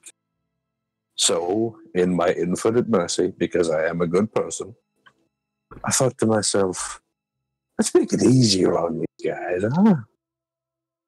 Because I like you. So without consulting the other bearers of the contract, you altered the contract willingly. You haven't set foot in Fadel yet. I'm telling you about it now. Yes, but we signed the contract, meaning that it cannot be altered after that point. Who said that? It's part of the contract. Sure We made that. It was a stipulation. Yeah, we can look at it. Yeah. Very true. You're saying you broke one of the actual stipulations in the contract? I didn't break anything. You just said you did! No, I said I couldn't make it harder. Which you didn't. I made it easier. How? From what I hear, gibbering mouthers are pretty easy.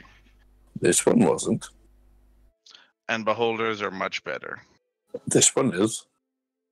Right. It killed nearly 100 people. Oh no, it was a gibbering mouther for a bit of that, then it became a beholder. It probably only killed about 20 as a beholder. What?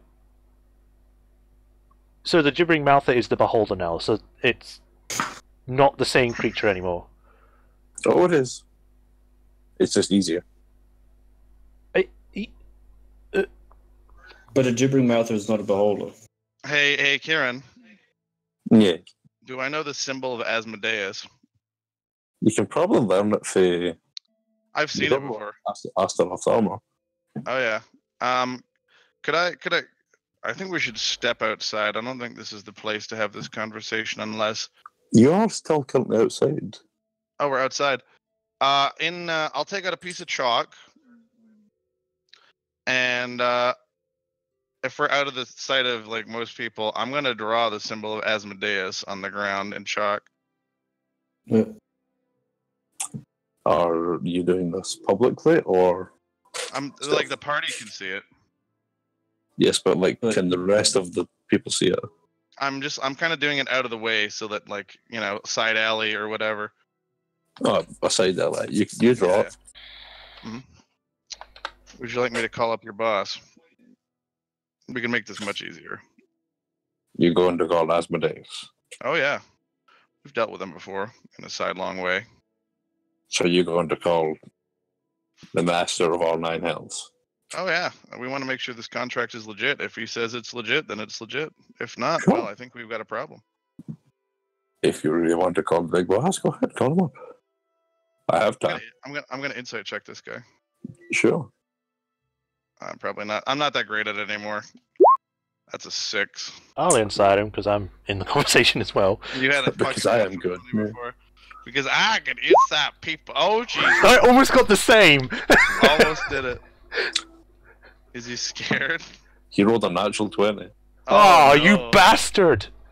Fuck. You know, the funny thing is, I know you're trying really hard to find that little chink in the armor. And it's probably annoying because you're just not finding it, are you? Because I told you before, I can't make this harder for you. Believe me, if you didn't say, I would have put all kinds of crazy shit there for you. But you were smart. I'll admit that. I will admit you were smart. And I hate that you were smart. So then why make it easier? Because I like you. I Because don't know if I believe that. if I don't give a fuck what you believe, boy. What I do, but what you can believe is, I like messing with you. But I can't mess with you if you die, can I? But if you keep winning, I get to enjoy myself for a far longer period of time, don't I? Believe it or not, who's the one helping you get to hell? So believe you what you like, my little child murderer. But I'm not the bad guy here. I'm merely performing a service. I just like to be entertained before I give that service. That's not evil at all. So Etienne hasn't heard any of this, by the way, right? He's just sitting over like, heresy.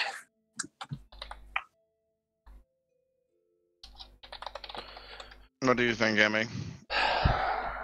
Should I, maybe then... I think he's got something up his sleeve. I don't actually wear sleeves. I only have a vest. He's got something planned, and He's always got something planned. He's a Rakshasa. exactly. So I doubt that even if we did contact Asmodeus, he would have something to say, oh, I didn't break it, and then actually get Asmodeus to understand that. They're both devils. Well, he's a Rakshasa, he's the leader Yes, of but all he's devils. representing the entirety of all of the hells. If there's one thing that they will not like to do is break a deal. Which I did not. That's If what I remaining to be- If what I know about contracts, because we stipulated that if he breaks it, he immediately dies, and he hasn't died. he would have died already. Oh, no, Yeah. no. Believe me, it's not a matter of you debating. If I deliberately fucked you over, like say I put 2 gibbering mouthers, I would instantly dead. Like no ifs, no buts. My eternal soul and body burnt to a crisp in an instant. Mm-hmm. Trust me, you would know if I fucked you up for kid. But the brand would disappear. Oh, there would be a very noticeable thing to let you know that I had died. And I would be annoying you every time you got me. Kieran, can I do a check to see if I would know if what he says by easier, that a beholder is technically easier than a gibbering mouther? You don't have to roll. By normal stat wise, there is no way in fucking hell that a beholder is easier than a gibbering mouther. Yes. No way. So why is Like, it? one's like a level 5 monster. Like a gibbering mouther, you fight anyone between level 3 to 8. A beholder, That's like an anywhere from, encounter. a beholder's anywhere from level 12 to 15, all and above. Okay. In light of that, then, the stipulation that we actually made was that interference. It wasn't about making it harder or easier. It's interference. If he's interfered and made it easier, he's still interfered. So wouldn't that mean that he's still broken the rule? What was the sentence that we wrote for that interference part? Because I'm pretty sure we have it down somewhere. Yes, I believe I wrote it down in my thing. Hold on a sec. Yeah, because you wrote the whole thing down in your book. You did. You wanted to be sure about it. I wrote it in my journal. My in-game journal, I mean. My in-game journal. I wrote that in my in-game journal, and I actually wrote it in my actual notes as well. Okay, let's bring that up. Where is it? Wooden tower. Explain position to Yolander. We then leave. We get to stipulating. Combat must be completed on either side to the best of their ability. Either party must do their part to the contract and not make it bad if the to either party. Wait, let me read that. Either party must do their part on the contract and not make it do bad. What? Do bad to either party. Do bad. And if the contract is not completed, and the offending party will be killed permanently. Did you type that out or hold on? That's what I typed out. I think. Wait, is that typed out in both versions? Both versions. I could have sworn there was more detail than that. That's Yeah. Nothing. There was way more detail. Literally, what I got is that we explain the situation to Yolanda. She says that to be heard. Aerie, the ambassador appears and figures out we want to get rid of this. We discuss the contract, and I add terms to it that stipulate that neither party cannot interfere with the other. Yeah, neither party cannot interfere with the other. Neither party cannot? Or can interfere. I mean, have to. I mean can. Oh, God. No, sorry. Oh, that's a typo. Neither party can interfere with the other. That's basically what I put. Oh, well. Very true. And that means for good or ill. So I see what he's I correctly say you have 100% stated the contract. Very true. I just realized what he did. He's not interfered with us. He's interfered with the target. What? How dare you? I would never do so. But you have. I did not. You have. You You have no proof. You know, yeah, I think the beholder is plenty of proof. Fuck you. I have no proof. Fuck you. I'm being nice. Fuck you. I haven't interfered with you. I haven't done anything to you. Damn it! If only if I was really smart. I was going to say, no, I mean Mimi, not Emmy as well. I mean Mimi, if I could actually say this properly. But is there a way? Because I want to think about the contract, and I want to see if I can figure out a way that I can find my own loophole to make him change it back in the contract itself, to say like, oh well, this actually turns into this, so then actually you did break one of the things, and if you don't change it, make a wisdom saving throw. A wisdom saving throw. Wisdom saving throw. You can have an aneurysm. God. Oh, don't forget +4. Oh boy. 7. So that is 8, 9, 10, 11. Yeah. You remember Rakshasas can read minds. Rakshasas can be what? Oh no, wait. What if she has a mind shielding fucking thing? Well, no, she's already let him in. Yeah, she let him in. That's just to communicate. Yeah, but I mean, once you open that door, Oh, right. As you're not, you just hear like, you're not planning on interfering with the contract, are you, Em? No. I'm just telling you a warning. Remember, you'll die. Ethan. Careful. Ethan, Yes. you remember the contract, right? Mm-hmm. Think of something. What about it? Think of something that. Think of the contract and try to do something. I can't think. Yes, please do something in lawyery. I think that's your job. I- Hold on. Okay. Hold on. I can't really You know- think You properly with realize this. you can't hear me, right? What? Sorry, did you can't hear something? hear me. It sounded like some kind of buzzing noise. He can't hear me. I know. That's why. That's yeah, exactly. No, let's see. Contract stated that neither party can interfere with each other, and in this case, the parties are the Rakshasa and Emmy. Yep. Yes.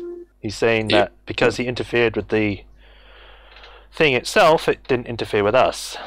No, I didn't. I did not directly interfere with you. So is it stating that only Emmy and the Rakshasa cannot interfere? Yes. So if I decide to go walk up to the hells and cut his head off, that's not technically interference on my part. Oh, interesting. I'm not in the hells. He's not in the hells. Oh wait, no, you're in the Good for you. conversation. Never mind. This is so No, confusing. Bart's in the conversation. It's like, I'm Yeah. not in the hells. Good. I am so confused because like some of us are in the conversation, some of us are not, and it's Look, let me be real, Flag. I can talk to you, I can talk to Bart. I can't talk to Fighter, and I can't talk to Ethan. yes. So I You can know, talk to you You know the funny thing? too. Mm-hmm. I only hit you because you were in that annoying boy's body and you said something that pissed me off, but that's slowly starting to swing the other way. You're gay? Excuse me? I don't know. I wasn't paying attention. I normally zone out when you're talking. I just started swinging the other way. Hmm. Oh, well, you would do that. What, not pay attention to you? No. Ethan, please do something. Fucking depraved Yeah, devils. is there like a roll I can make to ensure I find any loophole? Roll an Arcana check. Okay. Mm.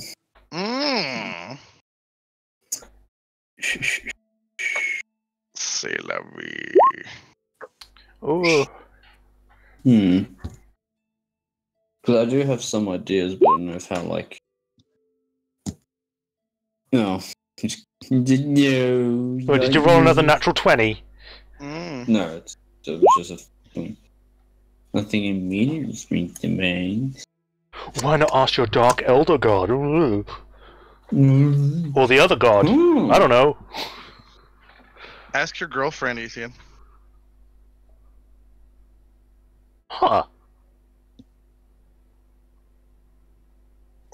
Dad!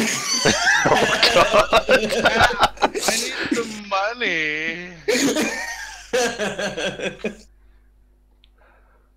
It's like we're all talking to people in our minds now. It's like we're talking to this Rakshasa, Ethan's talking to his dad, Fighter's thinking about his family. Oh.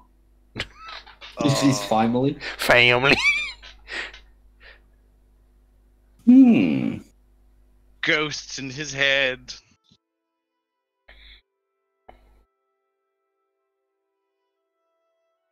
I do have some idea, but I'll need to make a call. What's up? A Okay. call. Oh boy.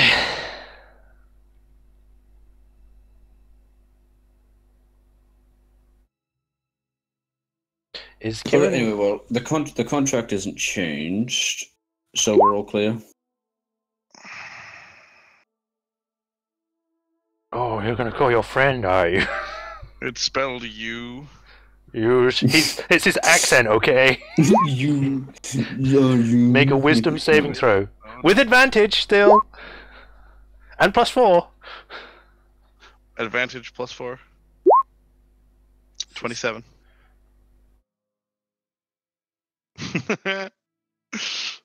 Rakshasa. Curses, foiled again. Oh no.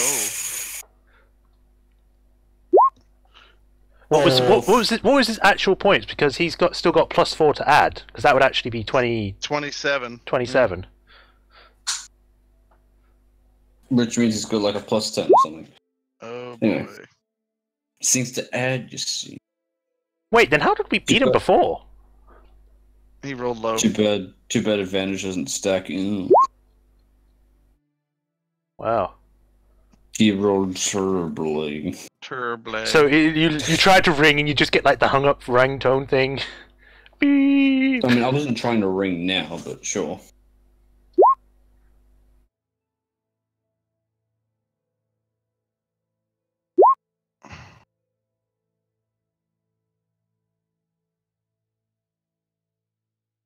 Oh boy.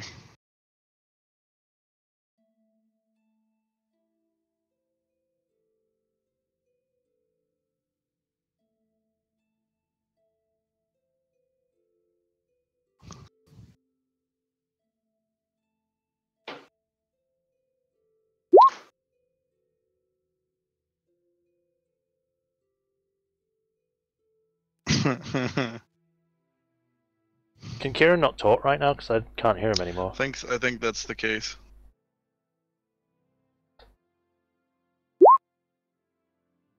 I mean, we can hear him still talking, right?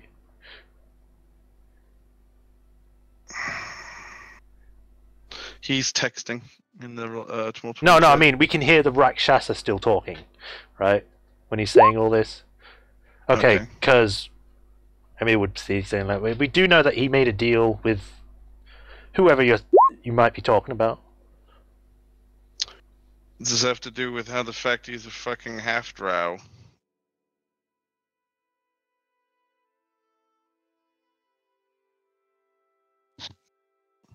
Are you asking me this? Are you asking Emmy that, or? I'm asking everybody. Well, yeah. Don't you remember he brought that up, Bard? He said Mm-hmm. he made a deal with you know who? Who? You know, the Drow Queen. For our safety, apparently. The Drow Queen. Okay.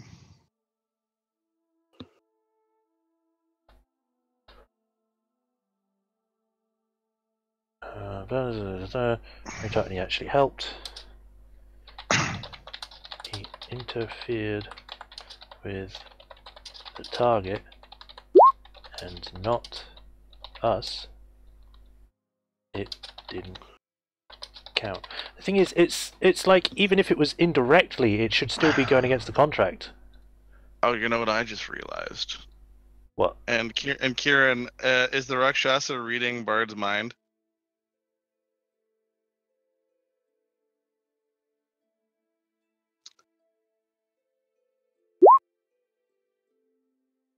He's thinking about how much absolutely the Maharaja hates their guts and how it would be a shame if he found out that a certain Rakshasa was helping them,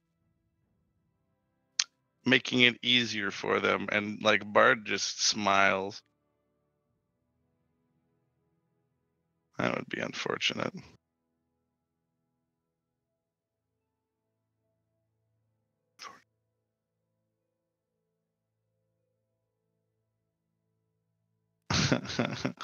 Oh boy. Oh fuck. 16.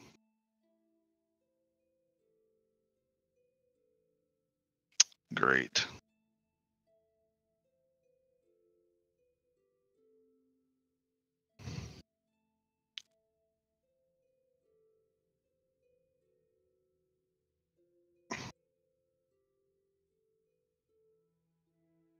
Oh boy.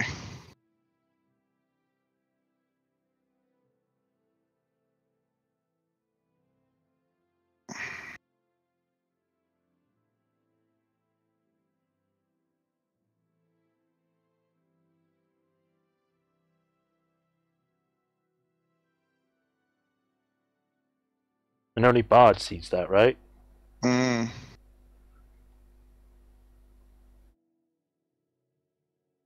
Oh, okay.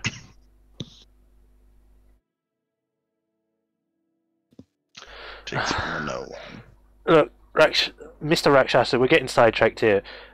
Just the fact that you changed this, you've interfered with us, and you're obviously not willing to change it, and you haven't died yet, you found a loophole. Look, if you want us to complete your damn contract, just change the thing back to normal and we'll be able to do that for you. If you're making it harder, you're not going to make it easy for yourself.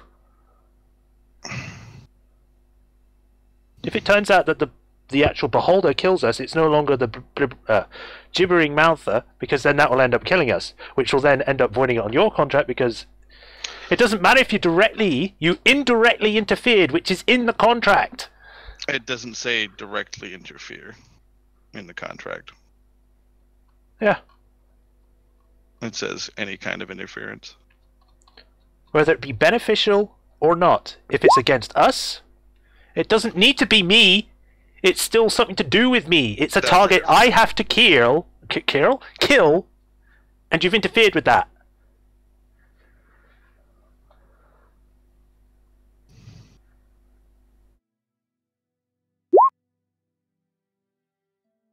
So the contract's complete because the gibbering mouther is no more. I mean, if that's the case, I wouldn't have the symbol on my hand anymore.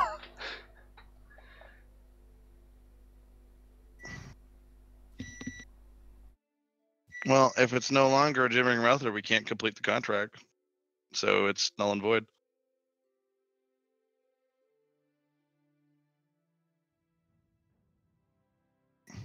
Pretty much. You've changed it from an aberration to a monstrosity, or whatever beholder is. I think they're also aberrations. Let me check, actually. Beholder. A beholder, Dungeons & Dragons. 5e, not the first one. 5e. It's still an aberration, but it's not the same thing anymore. So I don't know if that's. I don't know how that still counts. I need to get back to the game. Where is it?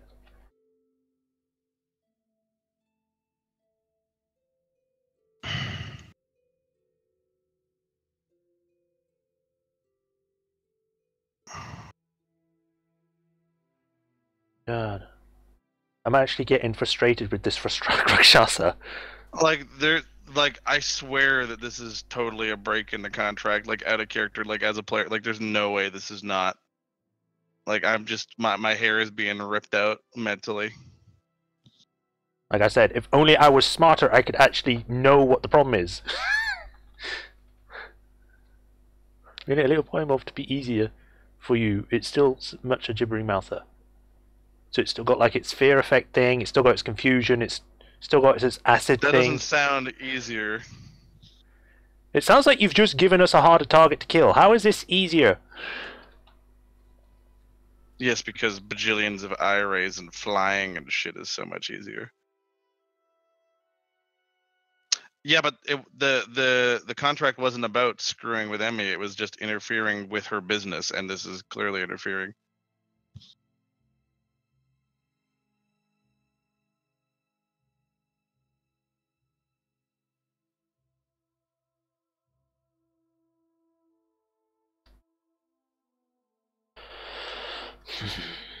I mean, if you want to just be straight up and as a GM say whether or not this is legit or not, because it's getting to that point where I think we're just stonewalling. I just had deja vu. Damn it.